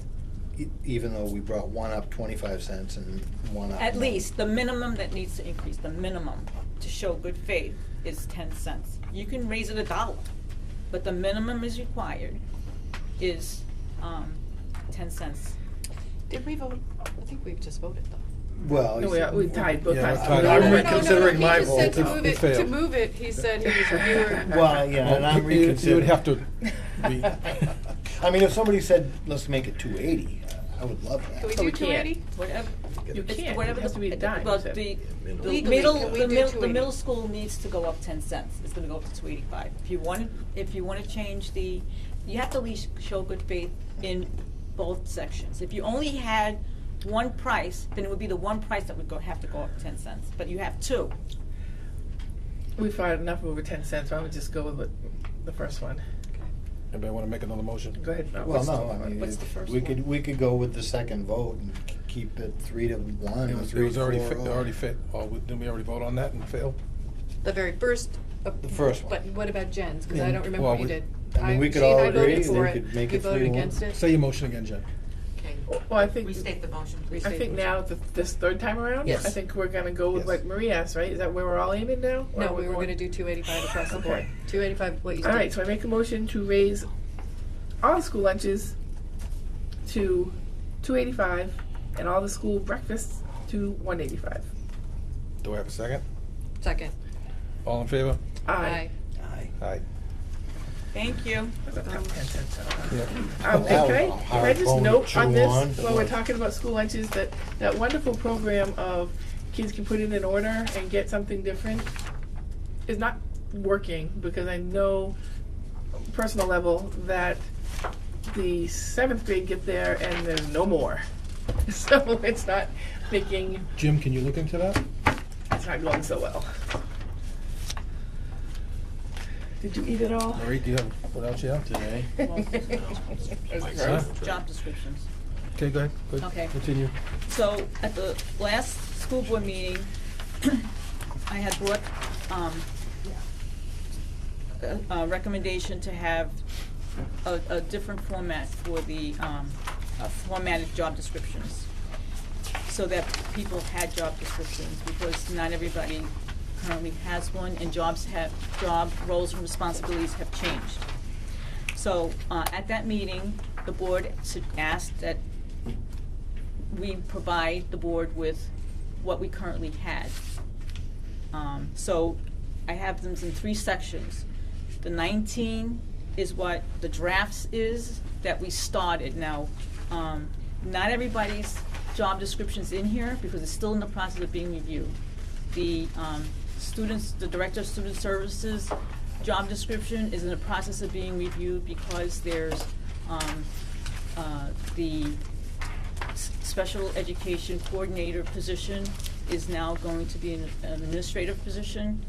So that it coincides with the Director of Student Services, so they're working together to modify those roles and responsibilities. That's why it wasn't part of, this is the beginning of what we envision happening going forward. So, as you make changes, do we need to approve them? Well, I don't know the process the board would want, but we wanted to have the board look at these to see if you, well, yes, because there's a section on here that says the board has reviewed it and approves it. So there's a date that it's been reviewed and approved. Because in the past, there was some comments that board didn't know, hadn't seen people with job descriptions weren't there. At that same meeting, Priscilla had indicated that the withdrawal committee had also developed job descriptions. And she was kind enough to send both the superintendent and myself copies of the withdrawal committee job descriptions, which we never had. I mean, SAU 101, maybe it was done through the withdrawal committee, but it got lost in the transition. It was nowhere to be found on any computer.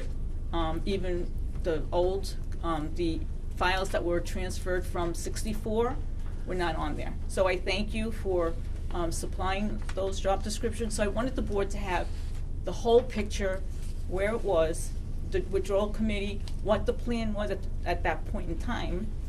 From then when 101 opened its doors, that superintendent started to develop new job descriptions, not necessarily what was part of the withdrawal committee, because we didn't know it existed. And then when Mr. Gregoire looked at these with myself, the job descriptions had evolved again. So at this point in time, this is where the job descriptions are. And there's a draft form, and we welcome input. At the last school board meeting, we talked about physical demands, and if that's required, or is that recommended to be put into job descriptions? Because in some job descriptions that I found in 18, as you see in the packet, there was physical demands listed. So I just took what was there and incorporated it in a new format. So I contacted Primex and asked for their recommendation. They're our property liability organization, and they also have, they also do the HR portion of it. And they did send me an email back saying yes, they highly recommend that physical demands are incorporated into job descriptions. And I had also included, and I can't find the page, I'm sorry, what they simplified it and showed what they would use. I'm trying to, oh, here it is on page 74. That's what Primex sent. Primex sent that as a sample versus what's listed on the draft. Again, these job descriptions are page 7 right here, page 74. These job descriptions are draft form.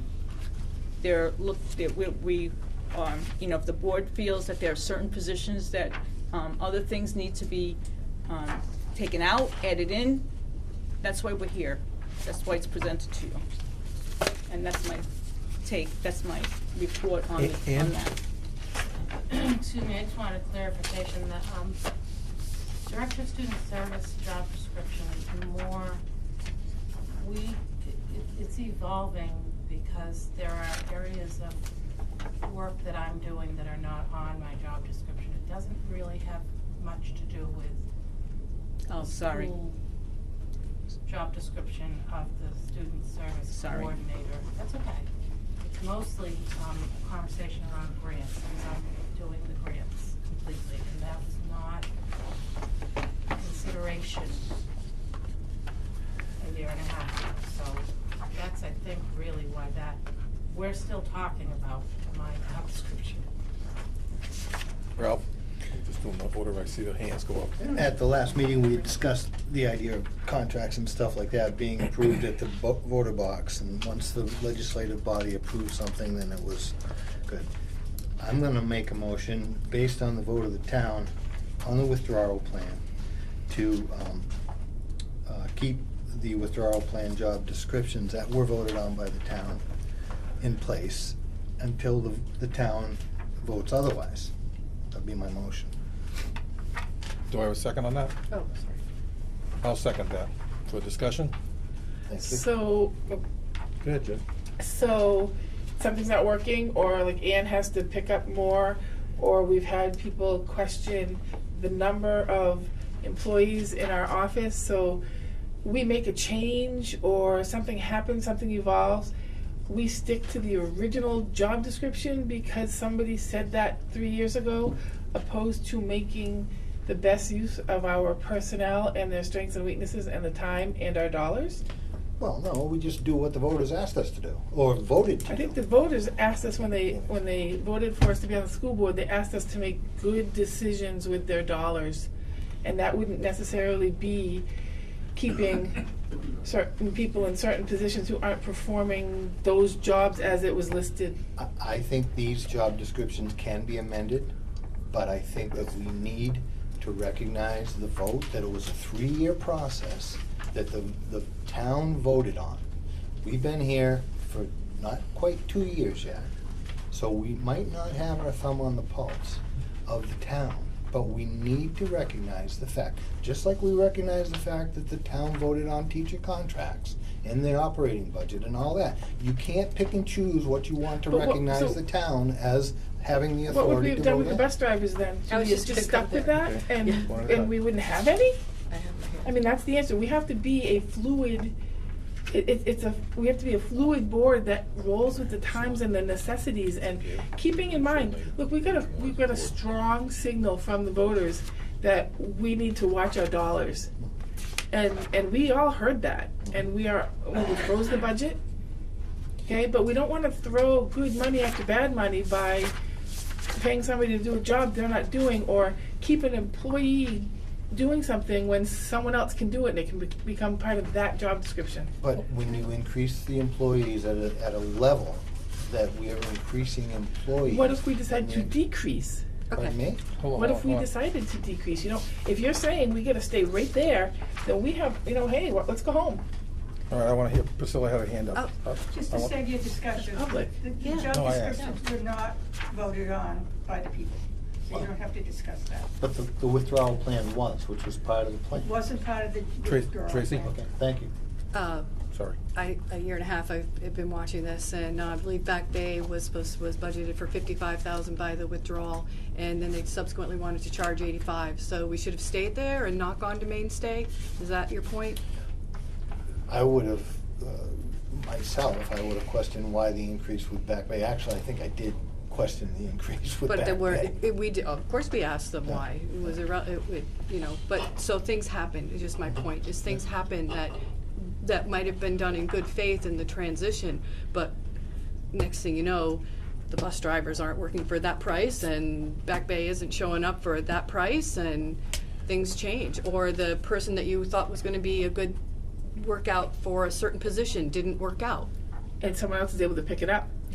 So we're talking about the job descriptions that we currently have, is that what we're saying? Well, These are- I'm talking about what's shown as a draft, to see if the board would like to move forward with the format and make any changes or if you want to, I don't know which job description the board wants to go with. I guess that's the question. So, just let me think about this a second. So Ralph's asking to keep these as what the voters had, but we can change them as needed Because going the down the voters line. did not vote on them. Tracy, go ahead. Okay, I'd kind of like to move on. Let's just, yes, do one at a I time. have to say that I really like the description in the transition agreement for the superintendent. It really deals with issues, and I realize that their ED 506 is kind of a cut and paste, but they're very, very good. And it's very wordy. It's 7 pages long. It needs to be reduced, but it involves that district culture, instructional programs that the candidate shall understand and demonstrate of competency in promoting success of all students, nurturing, sustaining district organizational. It hits so many highlights that I think Wakefield wants to implement, and a vision of higher learning and strong organization and a mission of setting high expectations for every student. I like this particular one. I'm going to say that I think we can put some excellent job descriptions together using both. But you're asking format, aren't you? The format. Format, that's all we need to discuss at this point, is format. Okay. We can And add. if again, I'm not wanna gonna give my move content. forward with what we're currently doing, if you'd ideas. like me to cut and paste from the withdrawal plan, which we just got recently, we will do so. That's, job descriptions, also, Yeah. the board evaluates the superintendent, and if that's what the board feels that's important, we will, if you like that, we'll just copy that and put it in the current format. Okay, Ralph. So, the draft, there's one in the middle of the proposed one, and then there's the withdrawal plan. How did the one in the middle, I mean, is that just something that came out of The blue. 64, or? No. I mean, from what I mean, my thought process would be, once we adopted to 101, that those job descriptions would be applicable, and that's why my motion is as it is. I do recognize the fact that these can be amended and worked on in the future, and even probably modified to be more applicable to our employees. But I just hate to have the town say no and somebody else think they have the ability to say yes. I just really don't want the town's direction to be ignored. It happened on many things in the past, and we shouldn't be feeling as though that's not anything we need to consider. Well, I have something to say. So with that, what you said, Ralph, these job descriptions were done by a committee and took a lot of time to do these. I don't want to push off anything that past committees or board or school board members have done. I do know things do change constantly, but we have to look at the big picture of we have a committee, our committee or whatever committee we have, and they go and do all the legwork, and it comes forward to the next school board or the next committee of that, and then it gets drastically changed. I think there's going to be a little bit of leeway here of easing into something that's not working or that needs to be looked at. Just a drastic change because one school board likes it and another school board doesn't, or one committee works hard on it and the next committee steps in and says, let's change this around. I think we need to be courteous to each group of people that do a lot of work for the school, and that's what they're all here for. That's why they're going on the committees. That being said, I think we're actually just talking about a format right now. And, I'm okay, with this current format that you have here in the draft. But I just wanted to tell everybody that, say everything. Go ahead, Jen. If it's not broken, don't fix it. But if it's, right, so if they did a good job, and so we're not talking about undoing what they've done, there's gonna be some tweaks as we go. Well, that was my point. That's my point. Right. Drastically change, Right. I don't see that Don't should need to happen. drastically change anything. And I would like to say, this is the first time I've been here since June of 17, these job descriptions from the transition. I have heard that said a lot, and I've often wondered where the plan is or that kind of thing. But I do believe that everybody's tried to always make very good, educated decisions. But there's some excellent work in here that I would like to see us use. Can we table this so we can see one from the other type of things? Perfect. And then we can make a decision, That's fine. with the full board here. So at least it's open for discussion. At least it came to a forefront and So, somebody's Ralph, you looking have at a it. motion on the floor. You want to take that motion? We could vote into a tie and have it drop again. I'm not gonna withdraw my motion if that's what you're asking me. All right. Can I amend it to a table? Can I amend it to? Well, there's a motion on the floor, You have and to- I second it. Let's, Okay. let's continue with that. The motion is what? Specific? Can you read that motion again, please? If you can find it. Stay with I the- believe stay my, with I the believe goal- my stay motion was with- to, until the voters have an opportunity to change the direction the withdrawal plan had, stick to those job descriptions of the withdrawal. I believe you said with changes if we needed. Yeah, so. any, but, you know, again, the thrust of my motion is recognize what the town has voted to do. I mean, if we recognize what the town voted to do in one area, whether it's teacher contracts or operating budget or anything else, we can't pick and choose what we want to take direction from the town.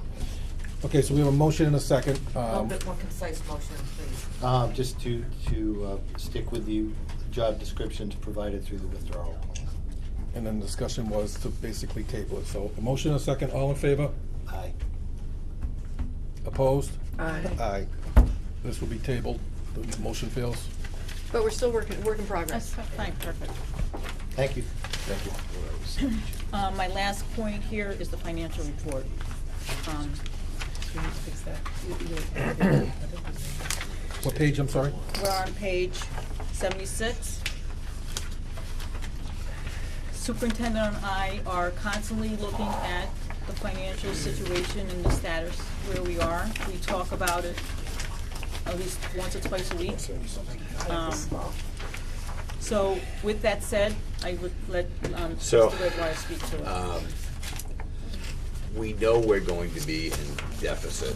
You know, we have in special ed, we have $105,000 in the expendable trust. We have a $200,000 warrant that was passed at the March meeting for deficit spending for, you know, approximately $305,000. There is, it appears and it seems like it's constantly growing, and hopefully that's going to come back the other way as numbers get more fixed toward the end of the year. Should that not be the case, and we are in a deficit at the end of the school year, we are required to take some action. One of those actions is to inform the Commissioner of Education, Fred Edelblue, at the state, and I've done that this week. I've informed them that there is a possibility that we will be in deficit spending. So that part has been done. If we need to go further with that, we will need to set up time to meet with the Budget Committee to get approval to go into deficit spending. But that first step of informing the Commissioner has been taken. Okay, Tracy? What'd you say? Sorry. I would just like to say that I did, I was wondering myself why it changed for the amount that it changed from last month to this month. So went in and did some research. First off, the special ed was charged to regular ed, so that got moved around, but you'll see the amounts are actually the same. However, unanticipated would be the sprinkler system. The amounts was $2610, came out around $21,000 for building repair, sprinkler system, utilities. Unfortunately, ran an extra $5,000 than what was budgeted, and The utilities did? Yeah, Like which is- Eversource went up a percentage? Or it could be utilization. It could be all of the, right All now, across the board, right yeah. now, from what was budgeted, and also, unanticipated $12,000 worth of repairs. Unfortunately, there was no money, I know you brought this up, no money got put into the maintenance contingency expendable trust fund in the previous year, so it came out of the facilities budget. And the remainder of cause this question was asked a couple of weeks ago, and I knew the answer, but I wanted to sit here with the page in front of me and tell you that originally regular ed was under budgeted because 4 lines were missed in health insurance, which is over $80,000. The tuition amount used for Spalding was incorrect, and again, off by $50,000. Right now, as it stands, regular ed these are the areas that were off. $50,000 in regular ed, And I'm not gonna talk about special ed. And then, school board services is around 13,000. We had, a lot of negotiations this year. And let's see, technology, but again, we're waiting for an E-rate. That's at 30, so that should be everything else. Oh, right now, is less spent than has been budgeted. Special ed, is the significant line, but there isn't any other line item, that was budgeted prior to, other than regular ed and special ed of any significance. We were over in operation, maintenance, and facilities by 17. We're now overspent by about $3,500 because there just wasn't enough money. But if there's anything, so if there isn't a line here that I'm looking at a 52 for the regular ed because of all of the miscellaneous budgeting errors, and everything else is over $430 for the health nurse. 13, we did actually add an extra possible encumbrance of attorney for the school board. We're waiting for a trust refund for the SAU. And let's see, we're still under spent on principal, we're under on fiscal, we're under on, well, no, not that one. That we just got the sprinkler. And we had some buses fixed. That's the difference between last month and this month. Nobody bought anything extravagant. That's all I have to say. And I did submit for reimbursement for the server, so, and it was approved by the trustees. So it's just a matter of the bank transferring the money from one account to the other. So, thank you, Tracy. You did an excellent job explaining this, and I do appreciate you coming in and asking questions so that you're informed ahead of time, and you're able to explain that. That's very advantageous to do that, and I'm glad that it was clear and we were able to have that discussion so you can relay the message.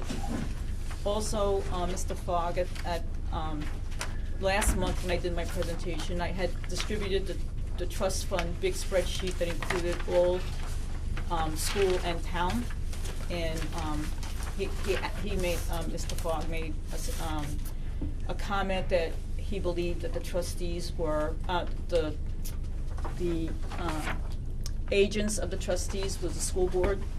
I am new to the district. I needed to confirm it, so I knew for myself as well as to inform the board. So what I did was I actually researched when each of those trust funds were established, the name of it, how much is in there as of February. I just got the March balances for trust funds on Monday, which was yesterday, and it was confirmed that the agents of the school board, the agents of the trust fund is the school board. Agents to expend the money. Yes, agents to expend the money. And to clarify what that means is that the school board does not have to wait till March to ask the community permission to withdraw money. If there's a need for the school district to use those funds, they need to hold a public hearing in order to expend. And the superintendent and I did go through to see if there was other revenue sources to help mitigate the deficit appropriation that we have currently. And there wasn't any. One of the things that we looked at was the transportation line, because we have money in the transportation trust fund, but when we looked up what the intent was when it was established, it's only to purchase buses. It's not for repairs or purchases. So again, we have to make sure that we follow the intent of the trust funds, sure, and we can't deviate from that. So that's all I have. Thank you.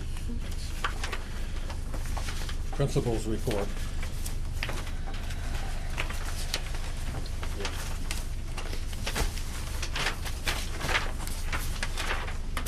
Page 105.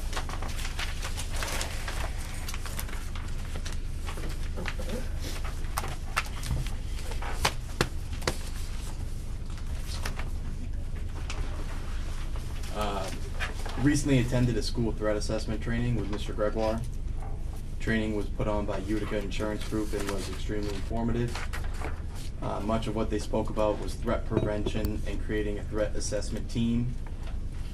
They explained that the team's job is to assess whether a student is making a threat or if the student is a threat.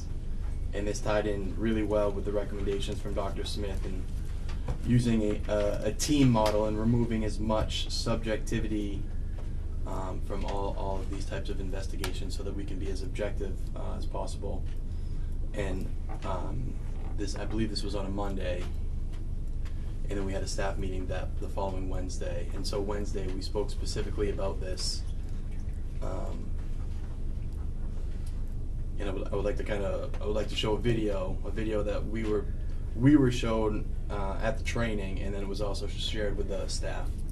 So if that's all right, we can watch a quick video. Okay with that? And popcorn? Sorry.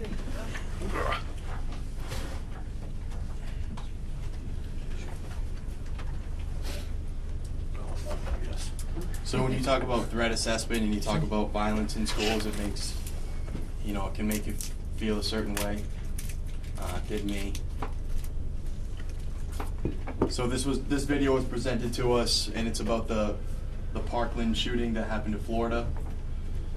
This school is high end, $1 million security system, security on site, but they showed us a couple of holes in how they responded to the incident. And also we talked about some takeaways that we could implement immediately at the Paul School. So Jen, you mind playing that? Excuse me, Jerry, you're going to need to close the door if you want this to be seen on the phone. Thank you. Thank you.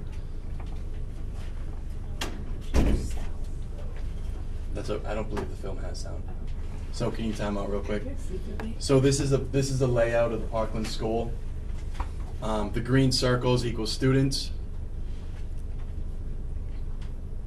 Go ahead, Jen. I'm just going to speak to it as we go.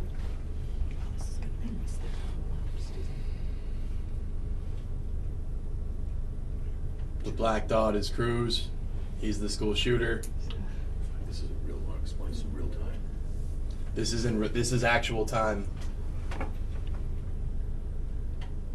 Student comes into the stairwell and he allows that student to leave. He's out. Blue equals dead. Yellow equals injured. Injured, dead.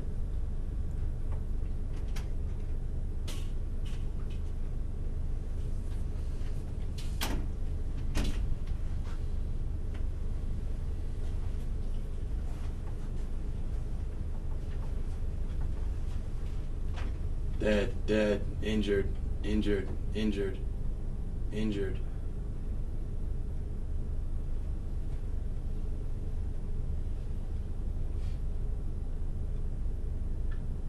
Dead, injured, dead, injured. All these classroom doors are open.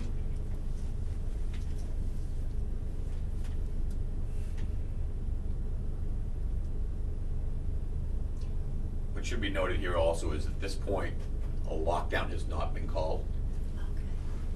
No lockdown has been called, and Cruz, the shooter, was able to get into the school, but the school is a bigger campus and these doors were not locked.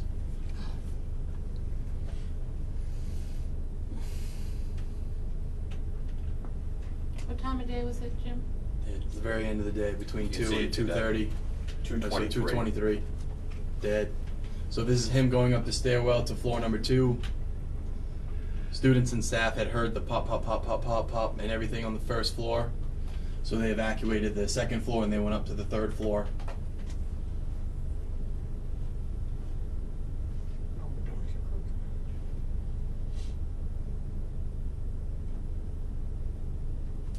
We were told so much, more often than not, that all these incidents happen in 5 minutes or less. So having a plan, knowing the plan, and not thinking about the plan, but just having it ingrained so we know what we're doing and how we do it is essential.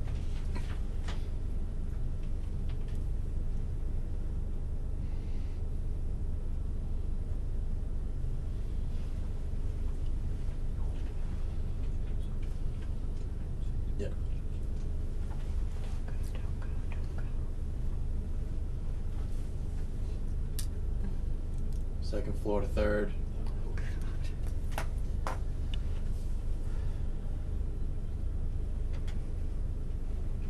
Dead, injured, injured, injured, injured.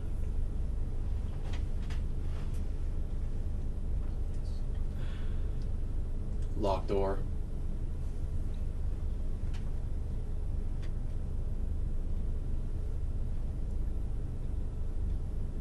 Make a run for it.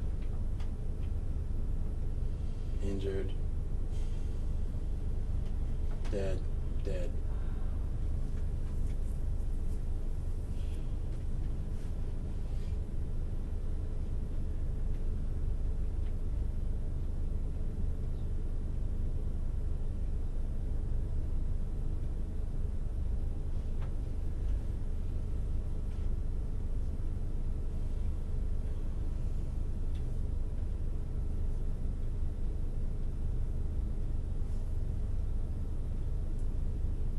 Pause it there for a second. If you notice in, the bottom class where nobody is injured, they call that the hard corner. The what? The hard corner. And why do they call that? Because you can't see in the room. You can't see. When you look in that doorway, you can see this small partition here. You can't see in there. The shooter never went in the room. You can kind of wrap it up there, Jim.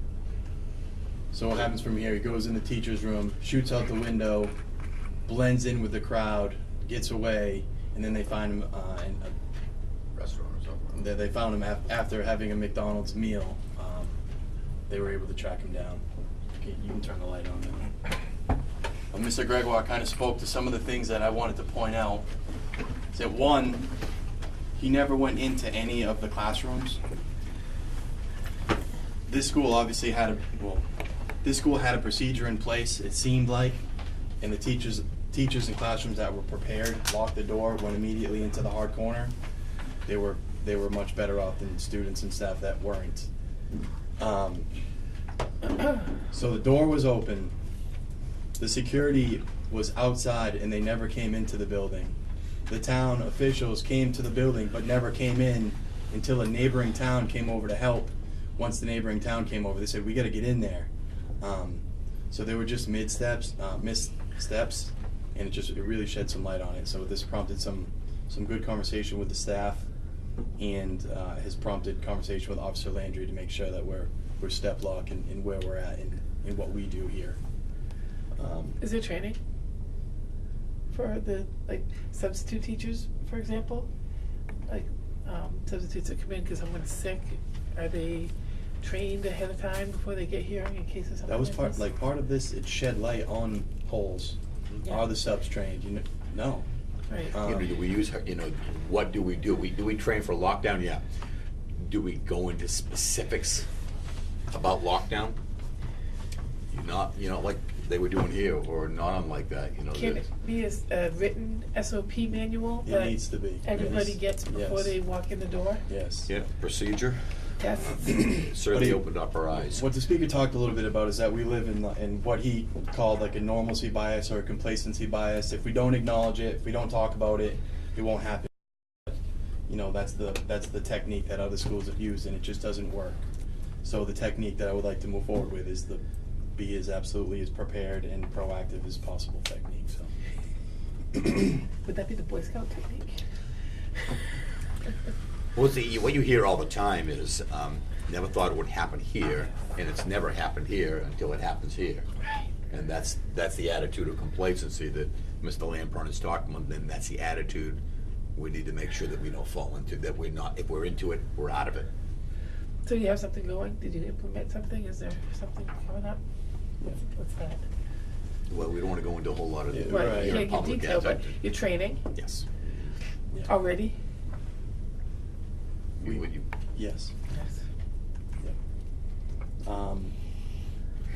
Anyone have any comments, questions? I know that can make people feel a certain way, and it's wildly uncomfortable to even talk about. It's unfortunate that we have to, but we do have to. Each school is different, set up differently, and even me looking at this school, personally myself, you know, those gates that we have that basically keeps everybody out, if we had something that was automatic that slammed across, they couldn't get either down to any of the corridors at all. It's definitely money, but, you know, that will keep them right in an area, basically. And that's always a discussion for non-public, because I think there are Yep. pros and cons. Yep, And yep, we need yep. to That's just examine my and- comment on that. Yep, absolutely. Are there ever any witness accounts that state clearly that person giving the account wished they were armed and wished they were prepared to take action against the perpetrator of these crimes? Not something we heard in this training. Is it something that the school district would ever consider, making sure that staff is ready and able to address the, I mean, now we have a resource officer, and that's good. Can we take more steps, stronger steps, and make it very clear that, if, you know, any aggression towards our student body will be met with deadly force? Can that be a sign saying, hey, you come here, you mess around, and you'll be laying around? Kind of a given, I think, but Tracy? I think there's new legislation out. I was saving it for a different meeting because this one's so full, but there's a lot of legislation out right now, and one of the things that hit the board was that on school property there cannot be any guns. Well, And it the passed resource officer has one. 19. No, I'm not talking about that, but It it's. just creates soft targets. I'm just explaining what I'm reading. Hens in a hen house. So the school board, actually, the association opposed it because they don't want those decisions made at the school board level, but it's further on. So it just happened. It's just in our in our readings. Jim, can you go on? Yeah. It's tough to transition from that, but it is. We'll try. Paul School alumni visited from Spalding as a form of community service. They visited with 8th grade students and participated in a question and answer forum. This enabled our current Paul School students to ask questions regarding the high school transition. And after the Q&A, alumni were able to reconnect with their former teachers. It was a nice little reconnect, a nice day, nice opportunity for our students. Individually, I've taken on the task of meeting with each staff member of the Paul School. The conversations have started with the question, when you leave Paul School at the end of the day, what frustrates you? When you leave Paul School at the end of the day, what makes you smile? And when you think about where Paul School's at right now, what do you think we need to do to be great? And the conversations have been really informative, and you know, those are happening now. So as those wrap up, I'll certainly share with you what I've heard. And it won't sound like Jen Kuehl told me this, but more like this is what I'm hearing from everybody. So it's been really helpful. Are you finding the same things that are coming out of that? There's some common threads for sure. Yep.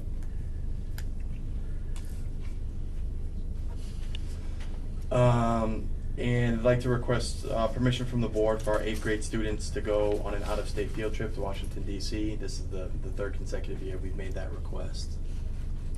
Where'd you go before that? It's only been 3 years. Was it Boston? Boston. Oh, I like that better. I'd make a motion to grant permission for the trip to Washington, D.C. I second it. Any more discussion on it? All in favor? Aye. Aye. Thank you. Thank you.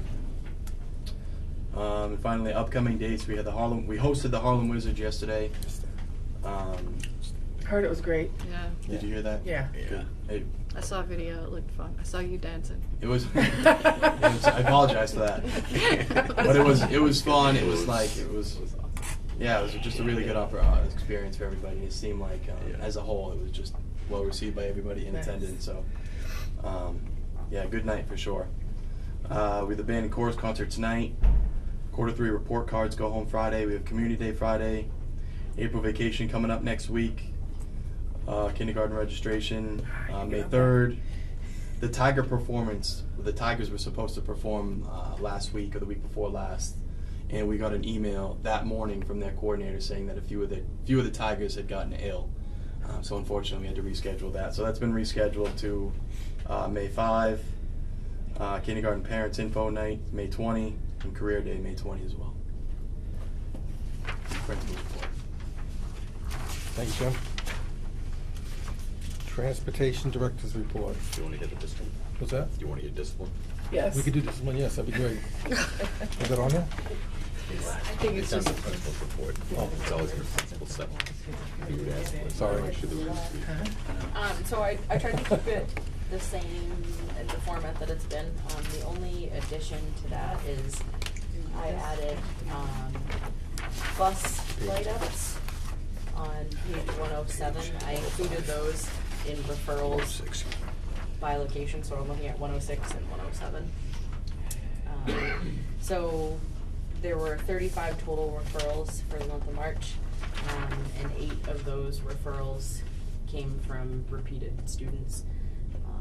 That diagram is black, so you can't really see that, but the majority of it is processing. There were 5 different in-school suspensions in March that came from 4 different students, and 1 out-of-school suspension. Can I ask what gets you the different things? Like, why would somebody get out of school opposed to in school? Do you get so many in school and then you get out of school? Is there a standard? Like, is there a this gets you this and this many of this gets you that? That's a great question. So I think that's something that we are currently working on, is kind of getting something in place that's systematic so that we can reference that. Okay. But I think the idea is that we try to keep kids in the building with an ISS as opposed to just sending them out if it makes sense. So if they can be in the classroom and still get some work done, where the behavior wasn't so egregious that they had to just be removed from the building completely. Is there room here? Do you have ISS? Is there a special room? Not anymore, no. So there's no space for that, so unfortunately. Often what happens, it's in the office. If it doesn't rise to the level of be constant monitored in the office, it will happen. We might send them down to the classroom of a teacher we think can hold their line with them. Out of their normal classroom? Out of their normal classroom, correct. Why don't they go sit with the superintendent in his new office? I'll put that on me. I'm sure he would agree. Nah, I don't know about that. So you can see the breakdown of referrals by grade level, where they're occurring, and what the students were referred for, so what that behavior was. And then the total referrals by the year, those total referrals do not, however, include the bus, because those weren't included previously, so I didn't want to skew that. But, So looking at that particular chart, one year, then you can put a little diagonal the next year, right? Looks like some of those classes learned to behave. Like in 2018, the second graders learned to behave better as third graders. But do teachers? I mean, I guess it goes back to part of the first part of this meeting. Do teachers still move from one class to another?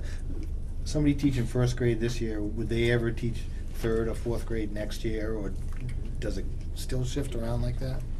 Occasionally, not always. It's certainly not saying that if you look at this, you would not be able to correlate first grade going to second grade from 18 to 19 and 0 going to 3, any correlation at all. But there are sometimes looping classrooms where we've had someone teaching 4th grade going to 5th grade, then going back down to 4th. I mean, I guess the thing I thought about was maybe in that second grade class of 2018, they come to school in 2019, they can see the same teacher that they dealt with last year, and they know, none of them wanted to be in trouble the next year because of that. Sometimes all of them could use a break from each other. Yeah. The teachers and the students. So it's not unusual to have one teacher go different grades. Yeah, you'd call that what you call a looping class. Okay. That would go from, again, first to second and down to first again, and a constant looping cycle to add some continuity. And then there are some parents who might say, look, I don't want that teacher again. That could happen as well. Okay. Thank you. Any questions? Any other questions? Are you okay with it, like keeping this format? Is there anything That's that good. you Yep, that's want to see good. differently or? Excellent. Thank you. I won't skip over you again. Transportation Director's Report. So I've been working on the FCC license, what seems like forever, but it is approved now for 10 years. So we are good for the next 10 years and we don't have to do that process again. I did all the state inspections on vehicles over 12,000 DBW. That's basically all of our big buses that have to be inspected. They get inspected every 6 months for state inspection. So those were all done and they all passed. There will be some repairs needed for school bus inspection this summer. I also attended the reasonable suspicion class hosted by Roy Roberts at the Concord DMV. It was put on for transportation directors in New Hampshire. They went over policy for reasonable suspicion and the way drug policy should be written for random testing and stuff like that. This is something that I will be reviewing and going over with the business administrator and the superintendent because there are some changes that are probably going to be made. But it was informative. There was a lot of things I didn't understand that I definitely knew what I was doing but didn't know the proper procedures on how to do them, and I'm just happy to attend that. We had the transportation committee meeting today and we went over the RFQs. I don't know if we want to do that now, Will, or? Yeah, I mean, I think that, Kind of thrown on the bus there, sorry. well, not the No bus. pun intended.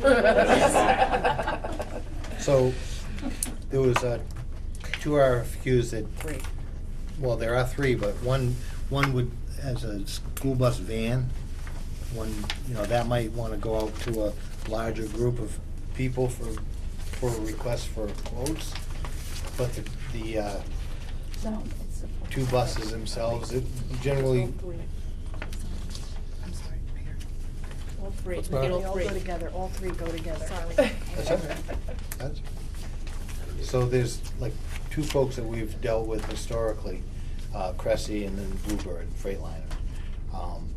So instead of, it's kind of more like a direct quote request process. I think you guys did this wrong, because I have 2 for the 6-passenger van. Okay, I have a Yeah, the- 77, I have a 6. Sorry, Ralph. I just All right, wanted to you know what, That's we'll all right. fix it later. I just wanted to refer to it while I I'll give it talked. to you. All right, which one do you need? I have the 6-passenger van Okay, twice so- and the 77. Okay. I'll swap you 1 6 for Yeah, that way you can pay 177. attention to what you're Sorry, saying. sorry guys, I shouldn't have put that in the middle. Sorry. So the larger buses, you know, the recommendation from the committee was to target 2 vendors. And the van was recommended, if I'm, hopefully I'm reflecting this right, recommended that we put it out to a larger group of bidders.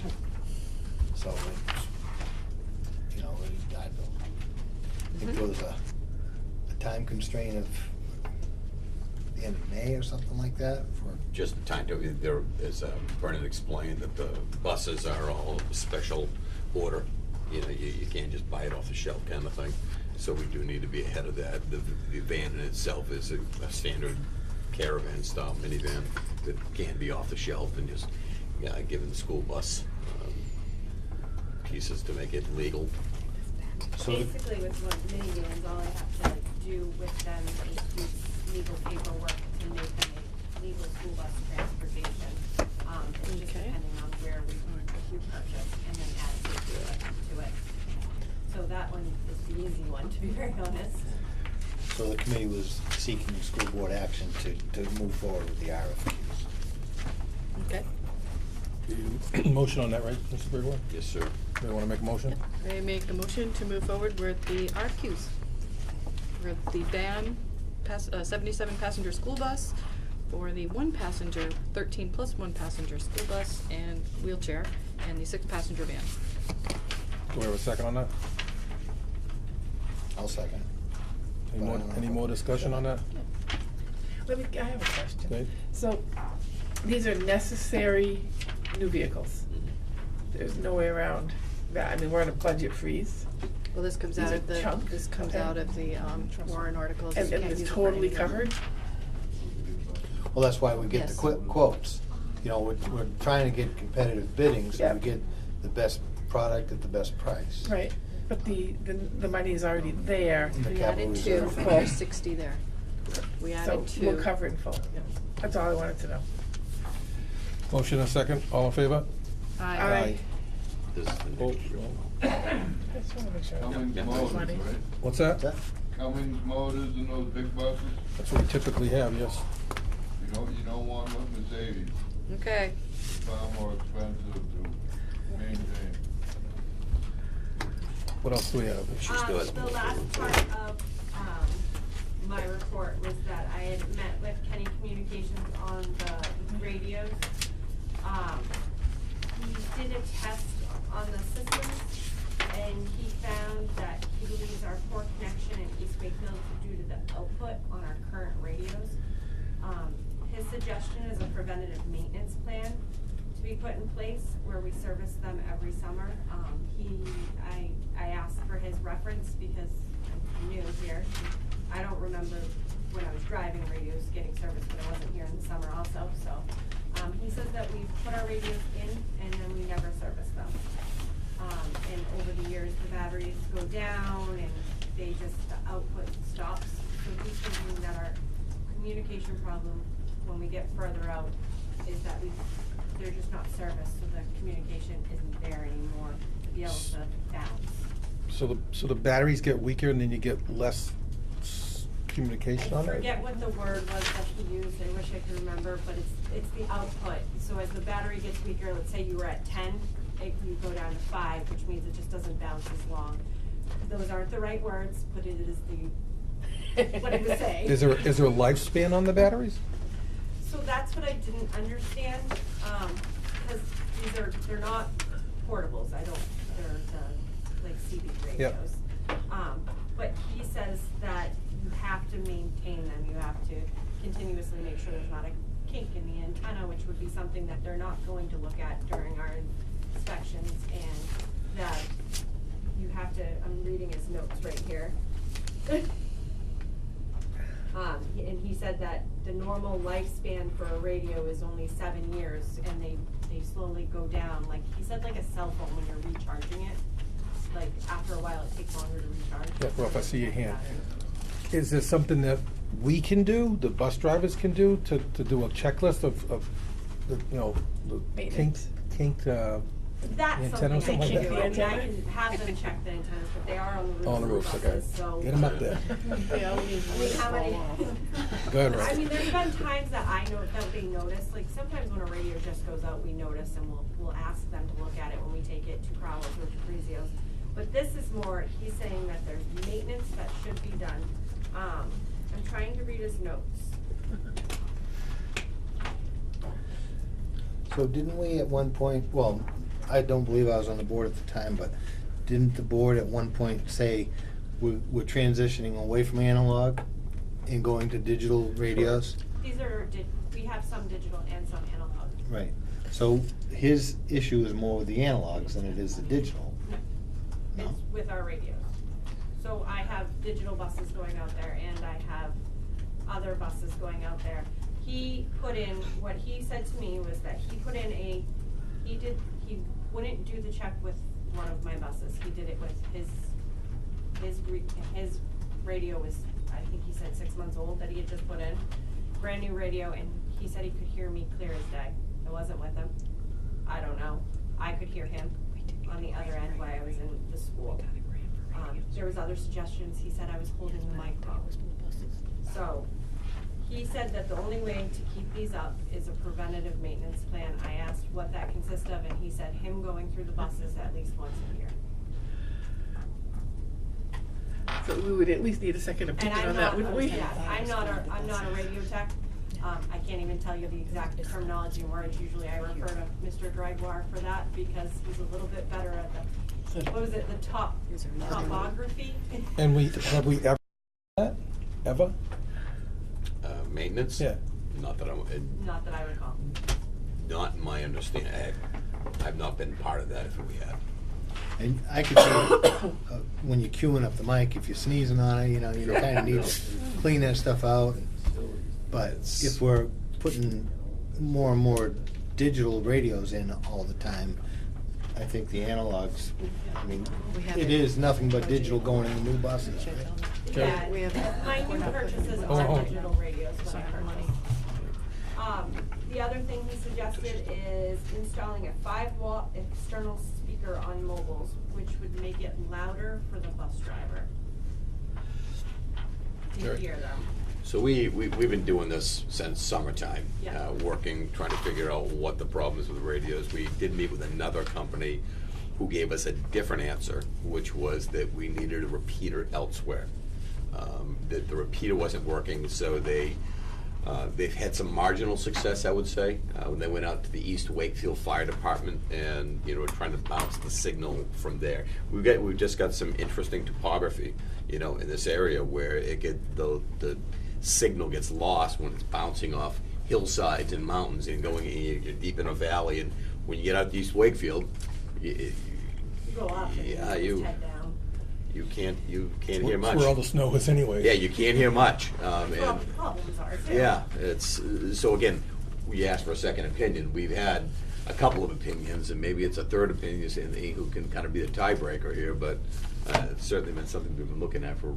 Wasn't he supposed to check the repeater or do something to the repeater out there last time we talked to him? And he hasn't done that?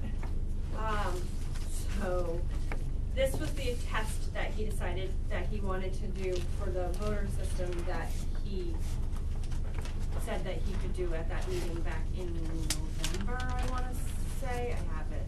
But yeah, I wanna say it was November off the top of my head. This was this test, he says that the voter's not gonna do any good without the maintenance on our radios. That he's gonna get paid to do? It may be a combination of the two. His new thing is that he's talking about a trunking system, and he wants to have a meeting with a couple other people that use his systems in the area, and the trunking system would work like a cell phone, and it would bounce his waves. 'Cause right now, we only go off one tower, so like, say he had 4 towers, we can only go off the one we have. This trunking system will let us go off every one of his, which would be from Portsmouth to Conway. I think he mentioned that when he was here too. Yes, and he's very into talking about that right now, but I'm not concerned about a year from now. I'm right now. So, we are in this kind of stage of. Any other questions? Good. So, You always have a cell phone available for an emergency situation, right? No. You can't use a cell phone on a school bus. Not even if you pull off the side of the road in an emergency Not situation? technically. Not if there is a student on board by law. Would somebody get convicted of that? I can't answer. But are they technically allowed to by law? No. I would never tell my driver that she needs to.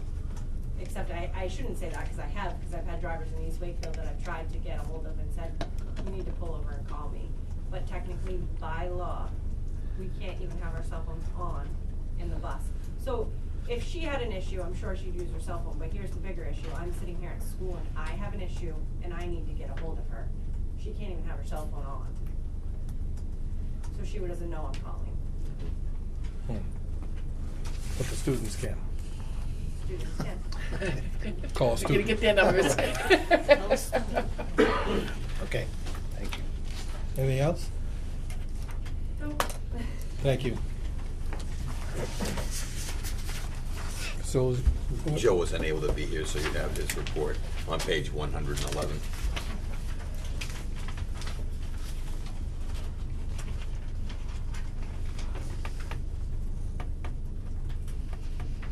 That's the point. any questions that Jerry could answer? Fields are still wet. None? All right, no old business, new business? I have old business. You have old business. Just to add in here, finally, we had the 91A request regarding the emails, and we have about 7,320, I would say about, we have 7,327 emails that are in that group. And speaking with our attorney, his recommendation is that they review those emails for exclusions and exceptions, because if there are things in there regarding students, if there are things in there regarding, client-attorney privilege, which is any email, any conversation, email between the attorney and any one of the board members. That was the recommendation from Mike Elwell. Will that fall under some sort of a prepaid contract we have with him, or is that gonna cost us money? I have asked for an estimate. So it's gonna cost us money? No, it's gonna cost us money. That's good. Tracy? Throw it out the window, we get a lot. There is the 91A4, which of course is the right to know. But what wasn't explained further is that there is also 91A5, which are the exemptions, and the following government records are exempted from the provisions. And it goes on to list, personal records of pupils and any material made for personal use that doesn't have an official purpose. Anything that would constitute an invasion of privacy. It goes on and on and on. If in confidential, commercial, financial, test questions, etc. If we gave out any of the, there's a very long list, so I'm not going to read it all to you, but the school would be liable if we gave. So yes, you do have a right to know to all public records, but not everything is a public record. And to make sure the school is safe, it has to be. So there is the RSA for public records, but there's also the RSA following it that says you have to be very careful with what you give out, because not all of it is a public record. What's the wire goes through these? Where do they go then? They would be released to the person made the request. Which is Ralph. Is there a cost to that too? If it's a paper copy, it's 25 cents per copy. If it's digital, there's no cost. Ralph? I think before you spend any money on an attorney, you might want to take some board discussion and a vote on that, because really, if you're spending monies above and beyond what would normally be happening, I will state for the record that my 91A request was based on the March 23rd email and a desire to understand exactly how much business is being conducted over email. Tracy shared with us some information that you can't have, some of it's knowledge from past experiences. You can't have contemporaneous email communication based on, what direction you want to go, as board members. I will withdraw my request based on the fact that it's a huge expense to the taxpayers. It's not going to cost any of you folks money for me to show that maybe things weren't being done legally.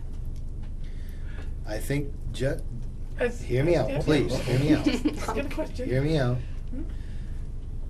The experience we all just had after March 23rd, I think, is another teaching experience.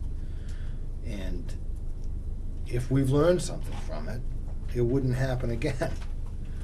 So, if we haven't learned something from it, then, maybe I would submit another 91A request. But at this point in time, for the record, I will withdraw my 91A request, because I don't feel it's necessary to burden the taxpayers with something that we all should have known to begin with. We should have known better. Jen? Go ahead, Tracy. Tracy. Yeah, I don't know that I'm completely comfortable with that, because there was a simple email, and the only reason it was maybe a little more, requesting a little more information than I've ever seen, is because you're new to the group, trying to bring you into the loop, and it just said, what's your opinion? Don't talk to anybody. So so we know what to put on the agenda to talk about in public. And of course, I went ahead and did a whole bunch of research, and I know that this group has never operated that way. So I'm not really comfortable leaving the accusation on the table. I don't want to charge the town either, but I also happen to know you're not going to find anything. So what do we do? I'm hoping that you could say that you're withdrawing your request based on becoming a little more familiar with this board and understanding that we aren't colluding behind the scenes. Ever. And that we are not, if an email went awry a little bit in the direction of, hey, he told us, don't tell everybody, just tell me what you want to see on the agenda. So if that's not kosher, and we're all like, okay, we won't do that again, I would like you to say that, because I've taken a pounding here, I feel like. I'm not withdrawing my 91A request on those grounds, because so you still think, did, all right, you so did go not for it. ask for something to be placed on the agenda, and I would not have been upset if that was the case. Okay, You Ralph, were do you being really asked think we to- did that? Let me respond to it. Are you okay with that? Yeah. So I wrote the email, and it maybe was borderline, wasn't my intent at all of that. In the past, whatever board I sat on with a group of people, we always struggled when we come into board meetings to have the information ahead of time.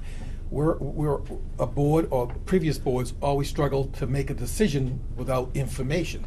And I just wanted to be clear that, is this something that we want on the board? It wasn't an intent to solicit anybody's vote or anything like that. Okay. That's not my MO anyways. Right. And I believe you know that. Well, but I believe you know that the experience from the last time I sat on the board only strengthened my position. There were things going on with that last experience that I don't ever want to relive. I don't want to relive it. I do understand that, Ralph. So we either, again, I'll withdraw my 91A request and leave it at that. No accusations on the table. I experienced something on March 23rd that I don't ever want to see happen again with this board. Do it somewhere else. Don't involve me. Yeah, Go ahead. I'm kind of so I get to find out what's on the topic, which happened to be the superintendent. So because I had advance notice, I didn't call anybody else. I called the New Hampshire School Board Association, the attorney, Will Phillips, who graciously gave me 2 hours of his time. I was able to get that information back to the board so that we could make an educated decision, which you benefited from. Also, you put out an email recently to all of us that said, I would like this on the agenda. That's not okay either. So should we start wait a minute. No, should we no, start, no. I It called, is I asked. perfectly Will. okay to send out an email You requesting cannot for an have, agenda item. you can say the word. What is the word? You cannot have contemporaneous discussion, whether it's an email, it's not legal, period. That's the letter of the law. You can certainly ask to have something placed on the agenda. That's all Bob was trying to do. And I would have been happy with that.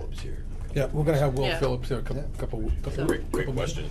It's a great question. Yeah. Mhm. No, it is. It's excellent. Let's- It's very let's move on. difficult. I hear Ralph. It's I very hear both of you difficult. I guys. agree. I understand. But we're a good board. I always have. And honestly, Ralph, yes, I did learn something from you. Yeah. Can I just get clarification? Ralph, are you going to withdraw your 91A? I will, because I don't feel as though the taxpayers should be having to pay for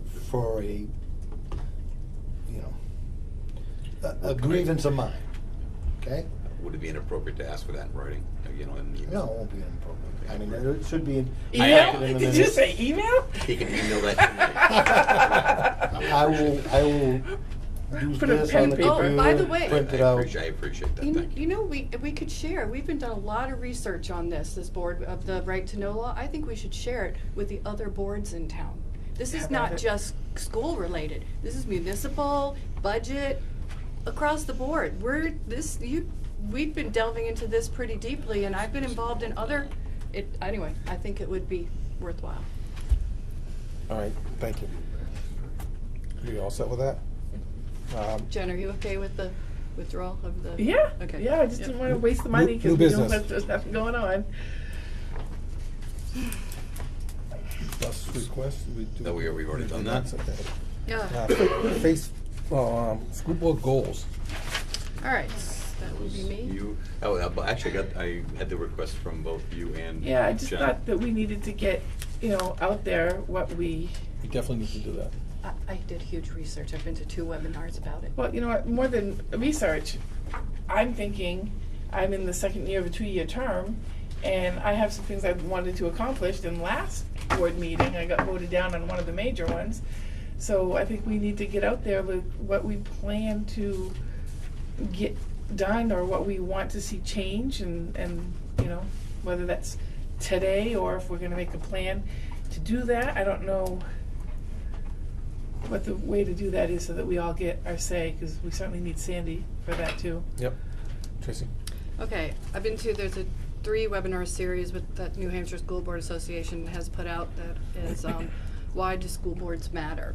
And basically the reason we're here is not to do the budget, it is to do the budget, but our main focus is to increase student outcomes. The primary focus of a school board is to set policies that will increase student outcomes. And the way you do that is you have input, staff, curriculum, technology, output, measurable benchmarks, and then you have an outcome or a final analysis. We must create a goal. It must be a SMART goal, specific, measurable, achievable, realistic, timely. The purpose of the goal is to give us a target. We work collaboratively with the superintendent, and goals don't always have to be academic. They can be social, emotional, as of course we saw today.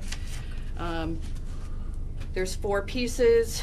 Basically, you start with a population, first grade, kindergarten, whichever you'd like to, and then the baseline. Say you have 25% of your population is at,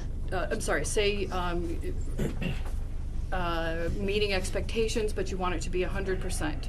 So you have a population, a baseline, and a target. We want 100%, and you have to have a measurable deadline, June, not just the year, but the month.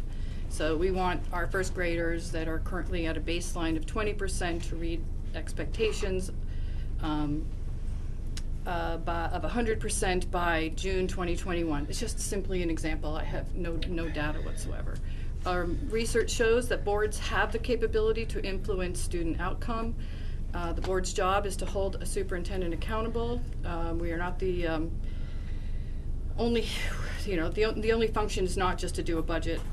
We are on the board for policy, vision, accountability, superintendent accountability, and increased student outcome.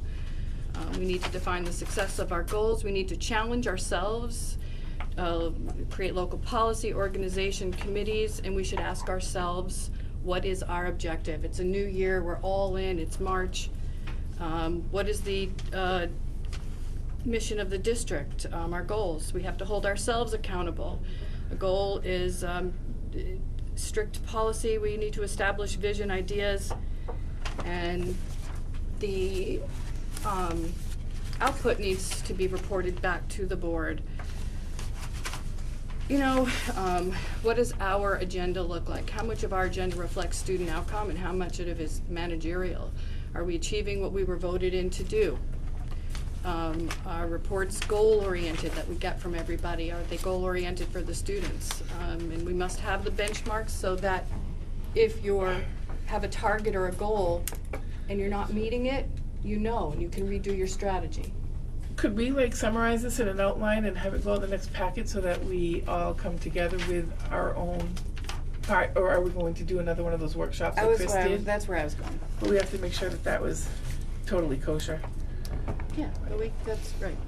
And that was it. Basically, it was excellent. There's still one more. I gave you guys all the packets, but like you, Jen, 2 more years, and I feel like we got things to a certain level, but we'd like to do more. I would like to do more. And you got a comment? Just a question. I remember sitting in the SAU conference room last spring, or maybe it was summer. We did, the board and the administrative team set goals. They were SMART goals. They're the ones at the top of the page. Did we? Mm-hmm. So have we looked at whether we've met those goals? They're the ones at the top of what page? I don't know. It's on that thing. Page 2. Yeah. Because No, on the- no, I would say we have not. I don't think we've talked about it since that day, so. And not only that, I think having been involved, I would like to even revisit what we said, since it's a new board and a new, we're in a completely different position than we were at this time last year. Correct? No, Yes. we're out of money and it's pretty much where we started last year. Jerry? Would you like to set a date for a workshop? Sure. Would you like to meet on the opposite Tuesday of our board meeting? Everybody okay with that? When is that, like, what? Well, what, I'm you just, you talking? wanna do it Tuesday, because you're, you know, like, I know my Tuesdays are always pretty much accounted for. If you wanna set up a Tuesday, we certainly could. You don't have to have the softball schedule with you, do you? I'm just kidding. I'm okay with pretty much anything. How often would these workshops be happening? I mean, there's other activities in the town that happen to fall on, well, we're actually working on Tuesdays, not Wednesdays. Correct. I was gonna throw out, if you want, we could, look at the 14th or the 28th of May. I was gonna say as needed. Well, you start with one and. Right, he just said how often yeah. are they gonna be, and I guess, that was just my thought, I don't know what everybody else wants to do. I would envision, if, the way you're describing it, Tracy, that there would be periodic feedback. Periodic feedback regarding progress on those goals at a board meeting, and we'd schedule that into superintendent's report. What time are you thinking about this meeting being? I was thinking the same time, maybe. We're gonna discuss moving times down here. So we can think about that at the same time. How about if we set a date, and then when we get down to F, we can talk about meeting times. Okay. What date would be preferable? I'm okay with anything, really. The 14th was fine for me. Yeah, because you know, 28th is right after holiday So weekend. is it 14th is good. Oh, is May it? 14th? That is good. 27th is a holiday. Okay. So we leave it at the 14th? May 14th, time to be determined. Should be posted as a workshop correctly. It will be posted.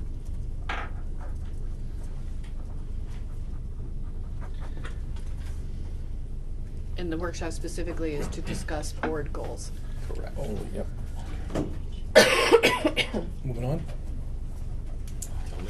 Facebook liaison, I'll put that one in there. Tracy? I was just wondering, you know, I had left the page, but because there was so much misinformation, and in the discussion with the School Board Association, could we? Could I stop you for 1 second? We need a motion to go past the 8 o'clock Oh, yeah, hour. I've been watching. Make a motion to go past 8 o'clock. Have a second? Yeah. All in favor? Aye. Aye. Okay, sorry. And you cannot have two board members on Facebook at the same time, because you've got then a quorum. You So, have more so than two. commenting? Yeah. I got a. Even though it's public? Actually, a quorum is 3 people, just for your information. More than 2, then you have 3. I said more than 2. You can have 2. So even though You it's can have 2. public? Because it's completely public? This is what, I don't know this stuff. I couldn't possibly make this up, to be perfectly honest. posted. I It's posted? couldn't possibly make it up. But we should ask him when he gets here. It was something he said to be careful of, but I'm not on it. But if somebody, what he did, there are other boards that do this sort of thing, but I just wanted to bring it up to throw it out there as an idea. I'm not saying we should do it or not do it, but somebody to relay the facts of the meeting that are in the minutes. It has to be factual and not getting into any dialogue. But in case that appealed to anybody, I thought I'd throw it out there. So you're saying the Wakefield School Board has a Facebook page? No. If you wanted to go No. on any, like the page that has so much discussion, that has a lot of, you know, inaccurate information, and it was just a thought that I thought that the town would like the accurate information. So, it was, if anybody had an interest to do that, it would be, the board would give, authorized to say, this is the actual fact. But if we don't, that was it. There was just so much misinformation. I was trying to find a solution, but if it's not a good one, I'm good. Well, I'm thinking, so if we have people on, all of us on Facebook, let's say, Mhm. and you can't see each other, and somebody comments on one thing and then you don't know that person commented, how's that work out? Again, Will's coming in a week, right? Can I give you a couple clues? Which day? Huh? Is that How it during the works? meeting? 7th, I think, May 7th. If you had 3 people, which would establish a quorum, Hmm? and they were making comments and then making decisions and saying, we're going this way, that would be illegal. But if you're expressing an opinion to try to quash that in any discussion, that would be unconstitutional. Well, actually, first of all, your opinion as a board member has to be identified that you're an individual, not representing the board in I any leave way, this shape, or table form. and I am an individual. But the right to know law also includes the discussion, not just the decision. So I've gotten more than my share of information. So you having a discussion with 3 people without posting a meeting or 3 board members does make it a meeting, and you have to post it. If you're not I making a learned this 'cause of decision, you. you can gain all kinds of information. As 3 board members? Not as 3 board members. If you're not creating a direction, gee whiz, my gosh, golly, That folks. wasn't the feedback You I gotta got, be but able, we'll find out. you gotta be able to establish the fact that somebody's asking for a direction to take, which is what. That's you're right to asking. know. The people that voted you in get to know your thoughts. You can reflect activity or observations or anything else, but once you start saying, what should we do? And then somebody says, well, I think we should.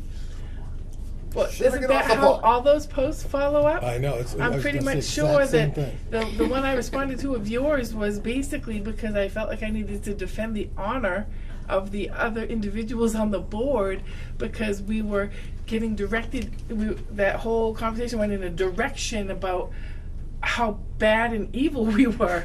And I mean, pretty much that was the direction, and everybody took it. Jerry? It just seems like there are a lot of opinions here. It can Okay. probably be settled with Will Phillips. Yeah, that's good. I Direct agree. question. Okay. And I just meant earlier to clarify something, and I'll clarify it now that Facebook is, the conversation. The email that I sent to the board that ended up on a Facebook page, it was I didn't identify what page it had ended up on. It was the Wakefield Uncensored page. It was not the Wakefield All Communities page. To be specific, it's all things Wakefield uncensored in parentheses. Sorry. That's it. I just, I had meant to say that earlier and I forgot, so you reminded me. Thank you. Go ahead, Tracy, this was yours. One last thing, is Not one of that huh? since, it really, we're all unsure if we want things added to the agenda, we, instead of, maybe we could do it at the meeting prior to, so that Jerry doesn't get, people throwing it here But you and know there. what, though, And then I- it's on camera, and it's, But then, so we come up with something. We have to put it in for the next 2 weeks. This whole waiting 2 weeks for everything drives me crazy. Yeah, but anyway. if it lengthens out the agenda that beyond we can handle, I mean, Jerry's just gonna take your request. Am I correct saying that? I am. Well, if it's proper. Yeah. If it's proper. Ralph? Every board and commission and the members therein have the ability to, there's a certain deadline where you need to have agenda items asked for. The deadline for our group here is the Thursday at noon prior to the next meeting. So Right. every member can say, please add this to the agenda. The chair and the superintendent have the ability to discuss what can and cannot go on, or shouldn't go on the agenda. So anybody can send in an email to the superintendent or the chair saying, I'd like to have this as an agenda item. That's not illegal. no, it was in the group email. The only reason is basically if we all throw something in by, before Thursday, we don't know about it till Friday, we can't look at it. Actually, it was the week before Thursday, but we don't find out what it is until the Thursday before. It was all just so that we didn't bombard I mean, if you Jerry guys do have almost. something, I mean, we, ahead of Right. time, we can, throw Yeah. that in there. And I hope I had carbon copied everybody in the group, my request for I think I did. Yeah. sent it to everybody. Not asking for a direction, just saying I'd like this on the No, agenda. all I'm asking is if we have something, if ahead of time, we can, even tonight's meeting for next meeting, we can add it to the agenda now. That's the best way to do it.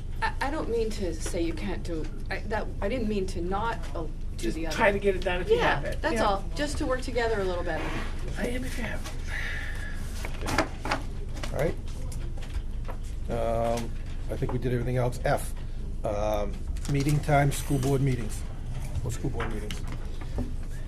Rob, I think you put that on? Yes, I asked for this on the agenda, and only because a lot of folks, we do want to make sure that we're accessible to every member of the community. So the 5 o'clock thing, I know years past, we moved it to 5 o'clock, not in an effort to keep the public out, but in an effort to make sure that everybody could attend the meetings, all the board members.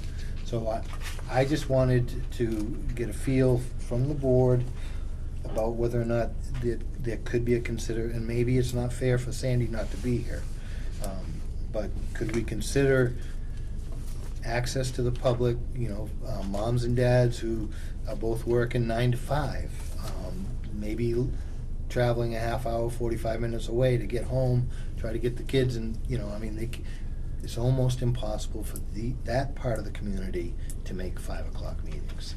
So This comes up every year, every single year. Yeah. We went to 6 o'clock, we went to, I think, later than that. The public still doesn't show up, and we went back to the 5 o'clock. My thing here is we have, part-time people that we're paying to sit here waiting for the later time, and I don't think it's fair to them. That's just my opinion, I think I have a hard time getting here. I'm squeezing into the parking lot at the last minute and swapping things out. Well, I drive 2 hours to get here, and I leave early to come If to these meetings. you go in early and you get out early, No, I can't. I leave an hour early to come to these meetings. Well, I'm new, can't do that. So, maybe it would, and You This is ran already having the job. That's right. This is not an attempt to extend anybody's hours, This is an attempt to make sure that everybody in the community can be here if they choose to be here. Mm-hmm. And by having an early meeting, it kind of limits a lot of working parents' Mm-hmm. abilities to get here. It does.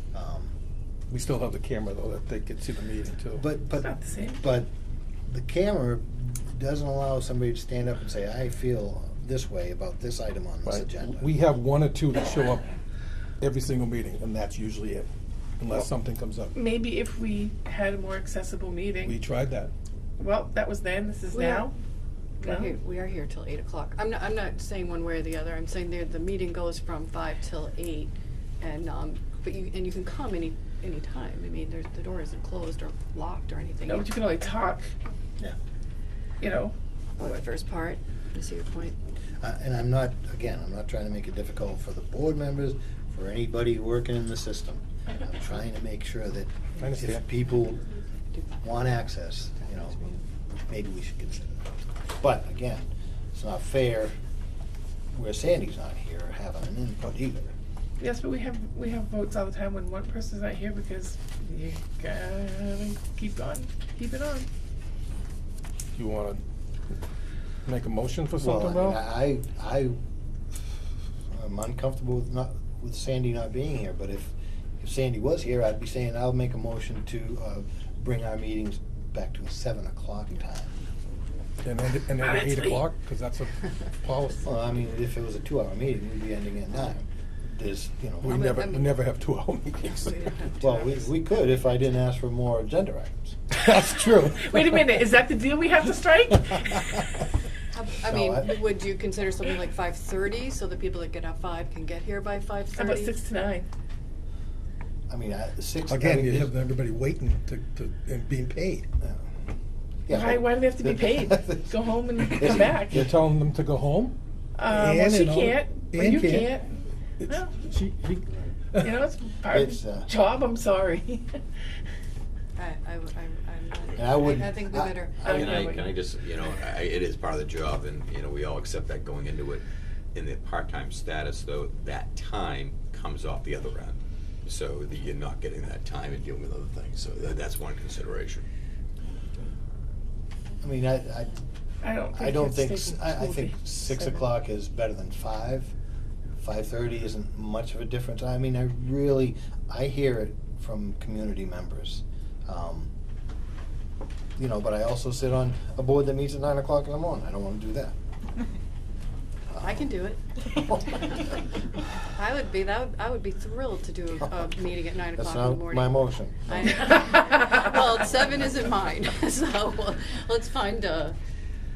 I mean, I'd amend my motion to 6 o'clock. I really feel as though we need to hear that part of the community that is working 9 to 5. Again, we've tried that many times. You know, what we have done in the past also is, I believe we had set a time and said if we don't find that people are coming to the meeting, that we'll go back to the 5 o'clock time, is one of the things we've done also. Yeah, I've been there for those discussions. Yeah. We tried a lot of different things, kind of like the lunch did.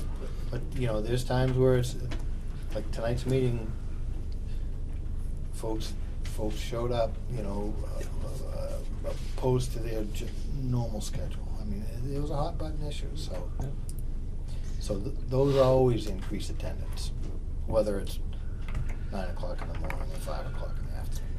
It's always nice to have the public here. It really is. It is. No, I think. I enjoyed that. Yeah. So I'll amend my motion to make it a 6 o'clock meeting. I second it. All in favor? Aye. Aye. Opposed? Oh, jeez. That motion could fail if it was tied. Oh, man, why didn't I jump the gun? Well, you're not going to turn it into a pumpkin, Tracy. You'll just cut into your pub time afterwards. Into my what? I'm kidding her. I was. Wow. She knows I'm kidding. Yeah.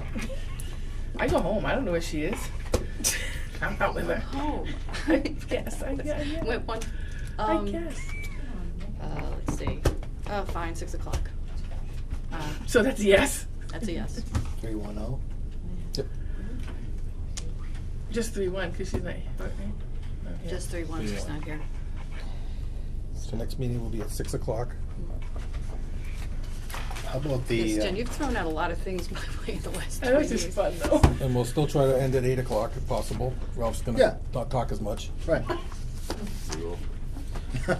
Tracy, you had Which your is not chance. actually You had appreciated. your Yes, chance. stop me from being reckless. No other business? I'm just gonna add in, you know, at our next board meeting, 2 things. Next board meeting, we will start off the presentation from some teachers about the reading program. Oh, good. I was just wondering about that. So we'll do that, and I would make a request that if you have agenda items, you know, if you have any tonight, I'll take them. So that's sort of one of the measurable goals. Yeah. Yeah. Could we include, we very often just focus on one group with the Fountas and Pinnell. Could we see how it affects the spectrum? I might be able to get that day the teachers who volunteered for 1 grade. Oh, but you know how we tend to focus where it helps. It's got. I think it helps across the board. I can ask for some input from Title I that stretches several grade levels. Yeah. Yeah, certainly do that. How beneficial it is to the whole grade would be appreciated. I'm not sure what I'll get at this point, but Yeah, I will good. No, certainly that was ask it. them. Whenever Yeah. it happens, it happens. Actually, I'm And supposed to put a date on it. as well, if you have any agenda items, we have our, as you can see at the bottom, we have our joint area agreement meeting with Spalding on April 29th at 6 p.m. Are there any agenda items you would like added to that? Yes, I still want to get Can more I than email 10% you of people going other with places. a couple of questions, Jerry? You certainly can, yeah. And you would just email? I just don't think it's fair to limit kids who want to go to a different high school. I mean, if there are kids who truly don't want to go to Spalding, I don't understand why they want them. So you'd like to have them increase? I know, isn't that a sad thing? You would like to have that increased? Yes, Okay. yeah. Yeah, I second that request. Yeah, how many do we have this year that aren't getting to go to where they want to go to high school next year? 10, 8, something like that. It's revenue for Rochester, so I know, you're but prepared for a battle, like it's a from bummer. experience. Yeah. That's it. Yeah. I Anything else? I have one thing for other business. Anyone that's on a committee that hasn't had any meetings, the policy committee, because we need to get going on the policies Actually- and facilities and anything that we have going on, get some Yeah, dates that's set. my error in this large agenda. I did not bring the schedule in. I have the schedule laid out for you. I will bring it at the next meeting. Can you email it? Well, I'm a bit cautious about what I'm emailing out All for right. consensus. But if Will says that maybe. I will at least bring it to the next meeting that Will be at, so. And you have one set for ours as well, right? Correct. Remember the date. All the committee meetings have Okay. been set. Yep. And I will bring that next meeting. Is there any committee meetings that's before the next board There meeting? will not be, because I haven't given anybody that schedule yet. So there will not be. Go I ahead. didn't cough to let you. It's simultaneous, Glad you like got I our raised my attention. hand and I coughed. With regard to policy, there are a lot of policies that need to be looked at due to, New Hampshire DOE grant regulations, so that's probably something that should happen sooner than later. Yeah, we've got a number of policies regarding McKinney-Vento, Title I, procurement, things of that nature. I saw it come out on the And legislation. then I'll throw this out, this is how a former district communicated agenda items. It was a date that, the agenda was faxed to all the board members and to the leadership team, and a date that was requested for agenda items to come back. And then the board and the superintendent met to develop the agenda. Just throwing it out. Nobody has a fax machine anymore. No, that's something No, do you? No. I do, I but never did. All set? I used to. Connie has her hand up. Public comment? Connie? First off, We have to do the another. meeting was calling, did you say April 29th? Yes, ma'am. What time is that? 6 p.m. It's Heritage meeting, right, Tracy? Yes, it is, Connie. I actually mentioned to Larissa today that, There's a conflict, yeah. that there was a that's gonna need to conflict. be- That meeting hasn't been posted yet, because we're working out the conflict of I just schedule. told her today, actually. I did address it. Well, what I'm here for. Thank you. On May 3rd, you mentioned kindergarten registration. So does that involve the child? Kindergarten registration. Yes, not the one. You're talking about his screening, Right. the typical screening. Right. On May 3rd? Yes. That's the one that we typically have where parents sign up, bring the child in, we have them go through several stations. Okay, and what time is that? I'd have to get back to you. Okay. What's that? Yeah. There's paperwork available to fill out, and the time is on it, I think. The reason I'm asking is because I know 5 children that have never been in this school before, and it's a big thing to them. Sure. So I was hoping that you would say they would get to come with their parents and be able to see the school and go into different rooms and necessarily Yeah. don't have to meet their Yeah. teacher. Sure. That's not necessary. Kind of these students that are currently in preschool somewhere. Yes. And so, and we try to make sure we bring the students in ahead of time to go through a half a day kind of thing, go in the cafeteria, sit down, have a snack, so they get the experience and know how that process I works. just haven't seen that coming Okay. about. Yeah, it So usually that's comes not on after, May 3rd. that typically comes after registration. Okay, and the May 20th is what? Parents' information night. Parents, is that the one from Jim's report? Jim? Parents information night, so it's an opportunity for parents to come, and any wonderings you may have, that's your opportunity to ask. And that's in the evening? Yeah, 5:30. 5:30 to 6:30, yeah. It's gonna be hard for some people to work. Oh, here we go again. Okay, that was my main thing, and I've been waiting here all this time. Was kindergarten registration. We thought you came. Beth? I have, 4 quick things this time. I apologize for adding one on. When a student has either an in-school suspension or an out-of-school suspension, are they still required to do the same classwork or some schoolwork? Oh, good, thank you. Will your workshops, are they open to the public? I don't remember. Yes. Okay, see, I told you these are quickies. And the school I worked at years ago, we used to, we had windows in the door, so we'd cover them and do weekly, lockdown drills. So the students knew immediately when they heard the sound where to go and to be quiet, and they weren't afraid. So that's just throwing it out there. Years ago, when we brought up having less children go to Spalding said, fine. They weren't happy about changing the area agreement, and they would raise our tuition rates to cover the students that weren't going there, the loss of that percentage. I'm done. Thank you. So, Will I get the schedule for the listed committees and the meetings? As far as I know, I'm still on the policy and PD committee unless something's can you get changed. that list? No, we weren't doing. I can't hear you. We weren't doing. You have to no. be loud enough for the public to hear you. We were just having board members on the policy. It doesn't mean, they're open to the public, but the committee is just the. So when were you gonna notify that I was canned from that also? Actually, when we voted on it, here, how many meetings ago? It was stated at about 4 meetings ago. I don't think so. 4 meetings ago? I don't know which one. I don't When recall we were that. voting, we just said it was going to be School board members? school board members only, right? We took that position. Okay. That was on camera? Yep. I'll check the video. Okay. You're gonna have a health teacher this year? This coming year, I mean? Yeah. Yeah. That's a Uh, yes. that That's a was- yes. Okay. I mean, you haven't voted to put her back in after you canned her, so it's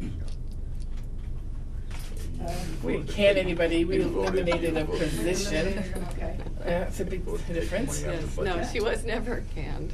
There was, well, all right, she was riffed, to be exact. Her position was ripped. Her position. Could have been a he. Could have been in. Could have been a he. Just the No, position. Okay, go I know it ahead. was. There's 4 of us that were on the transition team in this room right now. 4 of the 6 of us.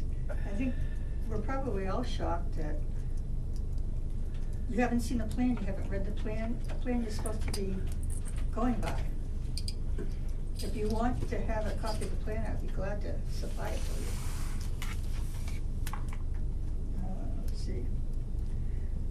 The increases in the administration, the salary increases, is that going to affect now or next year? That's next year. Correct. So nobody's gotten an increase in pay right No. now? Okay, You and made what in- line can I did just- that Can I just say, 45? you made increases to Mr. Lampron and Ms. Kuehl earlier. When they moved up. When they Oh, moved up. but Yeah, they're- that was an addendum to their contract.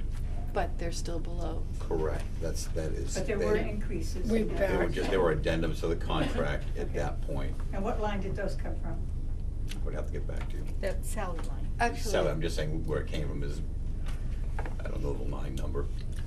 But the principal line is currently less than it was, and I don't know about the vice principal, correct? Say that again, Tracy.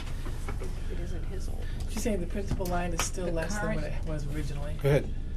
The current year salaries that were budgeted remained the same. There was no money taken from one line to the other. So, the current superintendent is not getting additional money because the position is full-time, is staying the same budgeted amount that is in the budget for the principal. The 2 stipends that were given to the assistant principal and principal came out of that salary line, because it was a one-time stipend, for the interim position. So it didn't come from another line, that line was, it's gonna show, negative number, because it's over what was budgeted. So it wasn't, I just wanna make it clear that we're not taking money, the board has not taken money from one line and applied it to another. The actual, what you see on the financial report is actual expenses to date. But is, I'm just verifying my information before I say You it. have to speak loud enough for everybody to hear. That's part of the law. What I'm trying to say is, you know, where it says the, all right. So ask the question out loud so I can answer it. I mean, I'd studied it a whole bunch today, and the principal line is over by 23, but the superintendent line is under. They cancel each other out, was my point, but I have to find it. So do you want me to answer that? Yeah. So, the SAU office for the previous superintendent had no benefits included. So no health benefits and no retirement because they were on the part-time status. So that's currently that shows the savings because, actually that shows the over expenditure because now there is benefits coming out of that line, health benefits, and there is also retirement coming out. But if you look at the 2410 line, which is the principal line, you will also see savings in those same exact lines because that position is not getting paid the same as what's in the budget. It's being paid less. Those positions are not the same that are currently being held by those individuals are not the same. So as Tracy indicated, you're going to see an overage in the 2320 line and a savings in the 2410. Thank you. And the 45,000 that's going to be used for pay increases next year coming out of some kind of a software line. What line is that? It's so it's the 25 it's in the financial sections 2510. There's about $50,000, a little over $50,000 budgeted in that line for fiscal year 20. I don't have the exact amount because I don't have the next year's budget in front of me. Okay. So the board recommendation is to postpone the software conversion in order to make up the difference, to make up some of the difference in the salary. So will you get me that line so I know exactly what line that came from? You want to know what line it is? You don't have to do that. Get to it later. I have it here. It's just, I don't know, I don't have the exact dollar amount. I think it was remained flat, but again, I don't want you to quote me on it. So it's 2510. It says software 2510-56500-1. Is that an SAU line, right? No, okay, you're right, that used to be the SAU line, but when they prepared the current year's budget, they split. Everything was no longer all incorporated under the 2320. They split it, so they took some of that money and applied it to, they initiated another function, which is fiscal services, and that software went with this fiscal services here. Any other comments? Stella? This is, I guess, an observation. I'm wondering who asked Mrs. D'Agostino to have that number ready for the board. It appears that someone asked her to find that money in the budget prior to your decision to hire the administrators. Also, who determined the system was not ready for the upgrade. I'm sure the BA didn't decide that. And this unnecessary upgrade, was this known 2 months ago? And if it was, why wasn't it removed from the budget? I'll put those in writing. Yeah. Oh, she wants them in writing. Put those in writing. Good enough. Jim? Oh, I'm sorry. Okay, Laura. Can you just explain to me what you meant, Jerry, about part-time comes off the other end, about board meetings? Oh, What so exactly does that they're mean? part-time, so they can only Who's work. part-time? Ms. D'Agostino, our business administrator, and Yeah. Ms. Kevler. So they're only allowed to work in their status of Up to 30 hours. up to 30 hours. So if they're working, if we're starting a meeting, say, well, we're gonna start at 6 o'clock, more of my concern was that we started at 7 o'clock again, that we have 2 hours that they wouldn't be here at the end of the week, or they might have to leave early, like, Ann's schedule is 3 days a week, Marie's is 3 days a week, that they're not gonna be here that whole day. So that's what I meant. Okay. That up to 30 hours is a New Hampshire retirement regulation. Okay. And I also, if I could, can I have a little clarification? Are the SAU employees going to be working, under the transition team 2017 job descriptions, you know, and that includes like hours and days off and everything that it says in that. Is that my understanding, that that's what you should be using? Is that what you are? Is the board saying? Because, and what I don't understand is, you know, that was put into place and the new superintendent came on and there was a job description for every single person that, Bob, you were on the board at the time, approved. I don't understand how we completely lost your job description. And, or was it the administrative assistant? That one was the one that was completely missing? That was stated at your the last Do you want me to answer that? Yeah. Yep. I'm new to this. I know that. I know. So, there has been a lot of gaps in the transition, and that was one of them. Because, my background is also finance as well as human resources, and one of the things that was a gap, I believe, was not everybody had job descriptions. And if you want to hold people accountable and have something to evaluate, I needed to have documentation of what I was evaluating my staff with. There was nothing. So I brought that up to the superintendent and asked if we should move forward to develop job descriptions based on the current staffing we have now. Okay, not what was in the past, what we have now. Okay, and was that with Dr. Tyree or was that with Mr. Gregoire? That was with the current superintendent. Correct. And who's only been She on did some board- too. How Yeah, long she has did been? too. Oh, you know. No, we didn't have job descriptions. I'm Ann, go ahead. Last year, Dr. Tyree rewrote almost every job description. They did not come to the board. They went out with contracts. I don't know why she rewrote them. I don't know how different they are to the job descriptions, and there's a transition, withdrawal, book right as I say it. Well, if I may, Tracy, you were on the board, Bob, you were on the board, Jim Miller was on the board, and Steve, were you still on the board? When Dr. Tyree would have just changed all the job descriptions? And We didn't know nobody- that. She did, and she got We didn't know flashback that. from the union, that a lot of teachers and paras, from me coming in later and hearing from her. Project, we saw them, they, we did actually see them. She got, there was Yeah. quite a stir. A Anyway, stir? she wrote job descriptions, didn't get them cleared by anybody, and sent them out with contracts.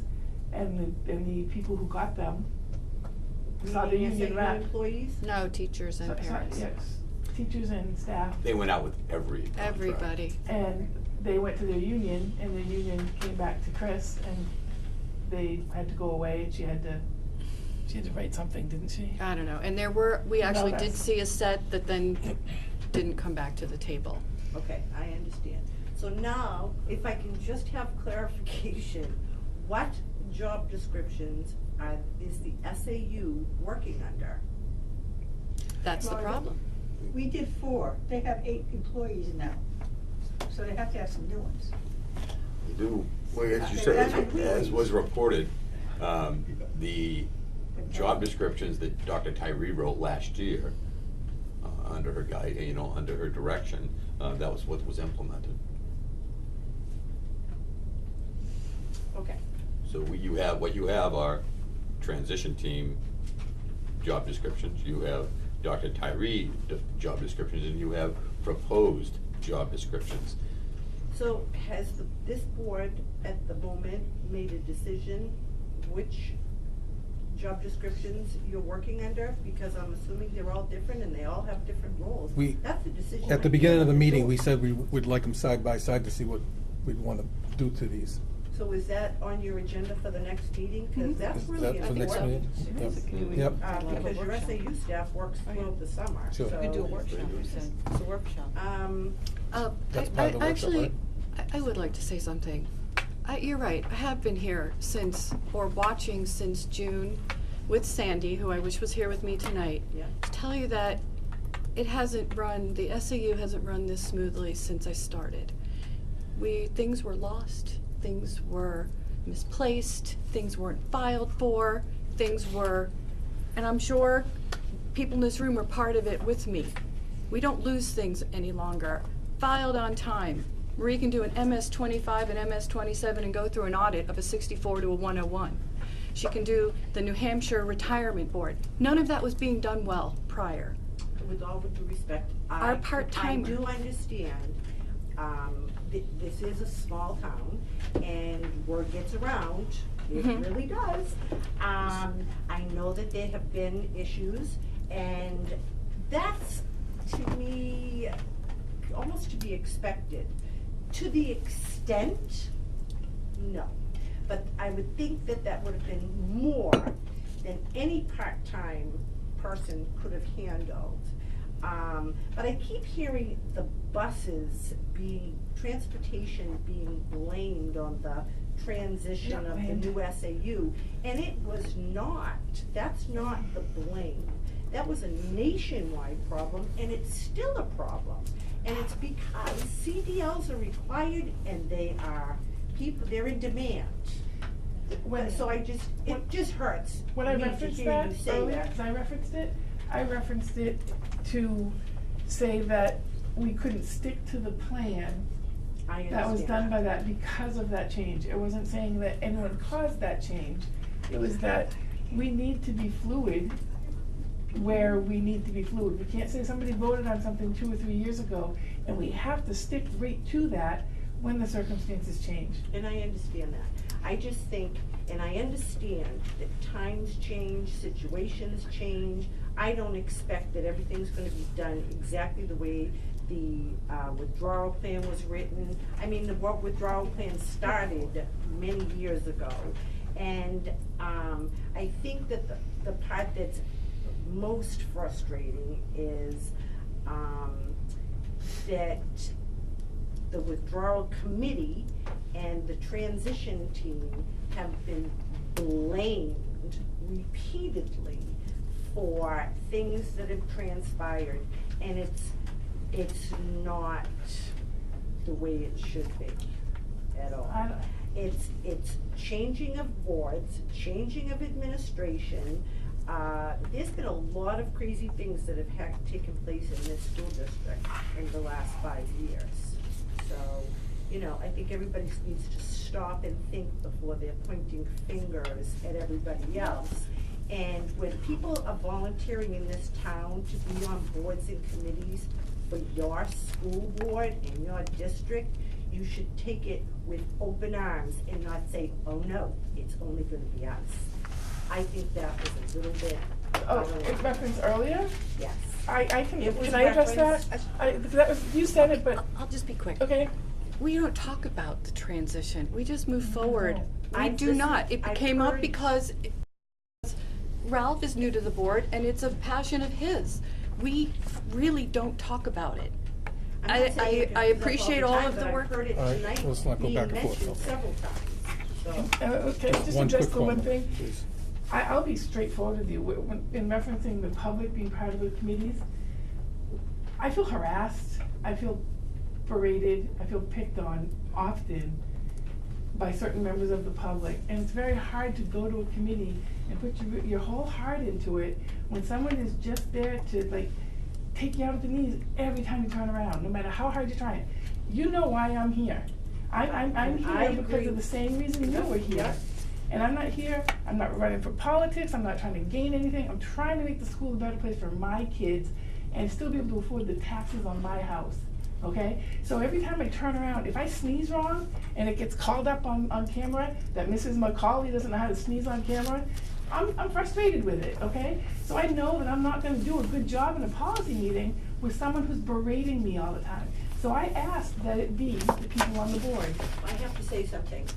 I sat on the liaison committee as well as the withdrawal team and the transition team. And look what you have, you guys, Many, we're doing Jen, great. Jen, people. let's- But that's part of life, is you agree to That's good, disagree it's with positive. people, but you do it in a respectful manner. We're very civil, this board has been very civil. We're All right, very let's- civil. Sorry. Thank you. That's positive. I want to answer to that. I'm the only person that was on the policy committee. I did the work. I brought it. You did a lot of work. Yep, you know a lot about it, Priscilla. And I did not rate. Every time I turn around. All right, let's not do Okay, this. let's go. Not do Yes, this. time to move on. It is. Jim, has his I saw you own. sitting there. Wait, I've got mine. Thing. One more.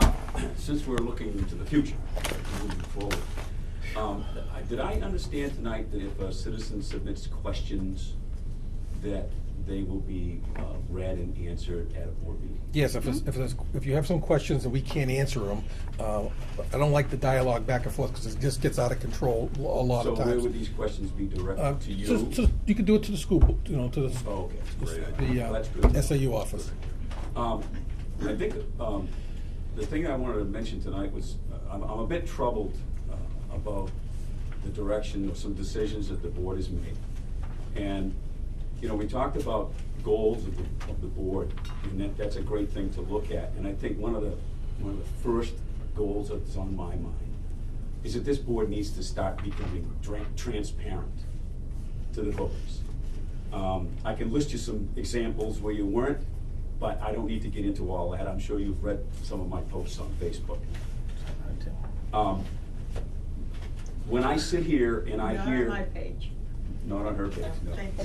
When I sit here and I hear a school board member talk about how frugal we are and how we're really conscious about money, and that same school board member voted 2 weeks ago to add about $70,000 to the superintendent line of the 2020 budget, money that we were told we don't have.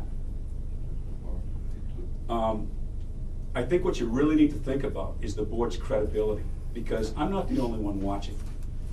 The budget committee's watching, the people are watching, and the thing is, and I don't have to do any damage to the board's credibility at all, because it's doing damage to itself by making these contradictory decisions. Before she answers, I'd just like to finish real quickly. And I think the real tragedy for me on the decision that was made 2 weeks ago was that the public was never asked. There was no involvement for the public. And it was, you know, I didn't see any emergency there. I can't, you know, maybe you think there was, but I mean, we need to start asking the public for their input as a board before we start making these decisions, especially ones that affect, my concern is that where's this extra money gonna come from? I guess somehow some money's been found, and that's kind of mysterious. But I mean, what are you gonna take, who are you gonna take money away from in that 2020 budget to make up this addition? Yeah, we have to Real answer quick. that, we do. Sometimes having the right people in charge is better than having a new set of books. And if we have the right people teaching our kids, they can teach them with a blackboard and a piece of chalk. But no matter what we have, if we have the top end of everything and we have bad people in place, we're not going to gain anything. And we found that money, and we made a 1-year contract because people voted for us to do that. So we took what they did, they voted for us, they said, make these decisions, we made the decision. I read 2 lines of your post on Facebook, and I had to put my phone down so it wouldn't ruin my weekend. But referencing the great budget committee and that, and Dr. Tyree, she's an incredibly intelligent woman, extremely intelligent. She told us over and over again she could not do that job in a part-time manner, and that we were going to have to replace her with a full-time person. That was her talking about that, because it's real. Because if you do a superintendent's job for 400 kids, or you do it for 800 kids, you still have to do the same things. It's just for a different number of kids. He's got a full-time job. She told us it was a full-time job. That budget committee that you keep waving as being so wonderful, those 2 things, it really, I joined this school board to stand up for the higher end kids, the kids in the honors. And I find myself horrified at the way this town is treating the special ed kids. Because that budget committee sat there and talked in the Opera House on camera about whether or not the parents of the special ed kids had the ability or the knowledge to call the school on if we did not give their kids a proper education. And one guy sat right over here and said that a $5 strap would cure an IEP. And now if that's the kind of budget committee you want leading and making decisions about your school, then I feel sorry for the kids in that school, because that was disgusting. All right, Jen, let's end this. Mr. Chair. I'd really like to not go I back and just forth wanna with make, this. I'm not gonna get in an argument with her. Yeah, no It's more not back and my place, forth. But One- what I'm trying to stress to the board is, there is a process to do these things. Just like there's a budget process. And if you violate this long budget process by making quick decisions, what's the sense of having the process? And so you don't have the credibility, just like there's a process to Yeah, involve. I heard I'm you, asking Jen. you to involve the Thank- public. I understand. Thank you. Ask me. Thank you. Okay, so you're quiet, you're shutting me up now, okay. And she had plenty of time to talk, I mean, come on. I don't want the back and shut me forth up. dialogue. Thank you speaking for to the sharing. chair. I We will understand you, Jen. ta- Jen, We I will do. take it, and I will. Let me do this. Anybody else? Steve? Has the budget been frozen? Yes. And you're now saying that you're going to be more than $305,000 in the hole? I gotta just go to the ladies' room, okay? I gotta go. That's what I heard. It was- Me too. Wasn't there contact to the State Board of Education that you're gonna be possibly more than 300? The school board requested 200,000, an extra 200,000 in a warrant article, which it received, but I heard earlier that there was contact with the State Board of Education in excess of $305,000 deficit? I don't know that number myself. Is it? Yeah, that's a, want me to answer the question? Yep, you can answer that question. So again, our requirement is that when, Well, I understand the requirement. well, you're asking. My question, I mean, where's the spending going? You had $57,245,000 Let him give you the answer. Steve, let him give you the answer. in this year's budget over the prior year. So now we're talking, what, over 350 or 362 in the hole. Money's gotta be being spent where it was not budgeted for. No. Okay. Anyone else? You know, Tracy, when she comes back, has all those numbers.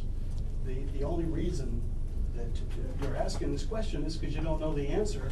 And if you spend 10 minutes talking to her, believe me, I've heard these numbers ad nauseum.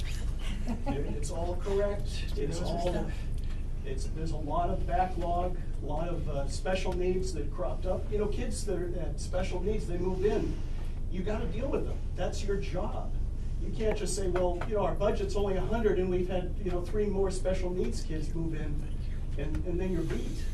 It doesn't work And that how way. do you still have 105? This is not gonna go back and forth. When Tracy comes back, she'll tell you No, all the numbers. we're done. Has all the numbers.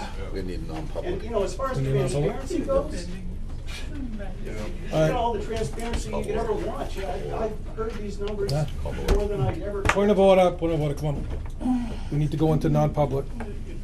He is, he's wonderful. Thank you, everybody. Need a motion to go into non-public? I have a headache. Anybody wanna make a motion? Make a motion to go. I second it. What is it, Jerry?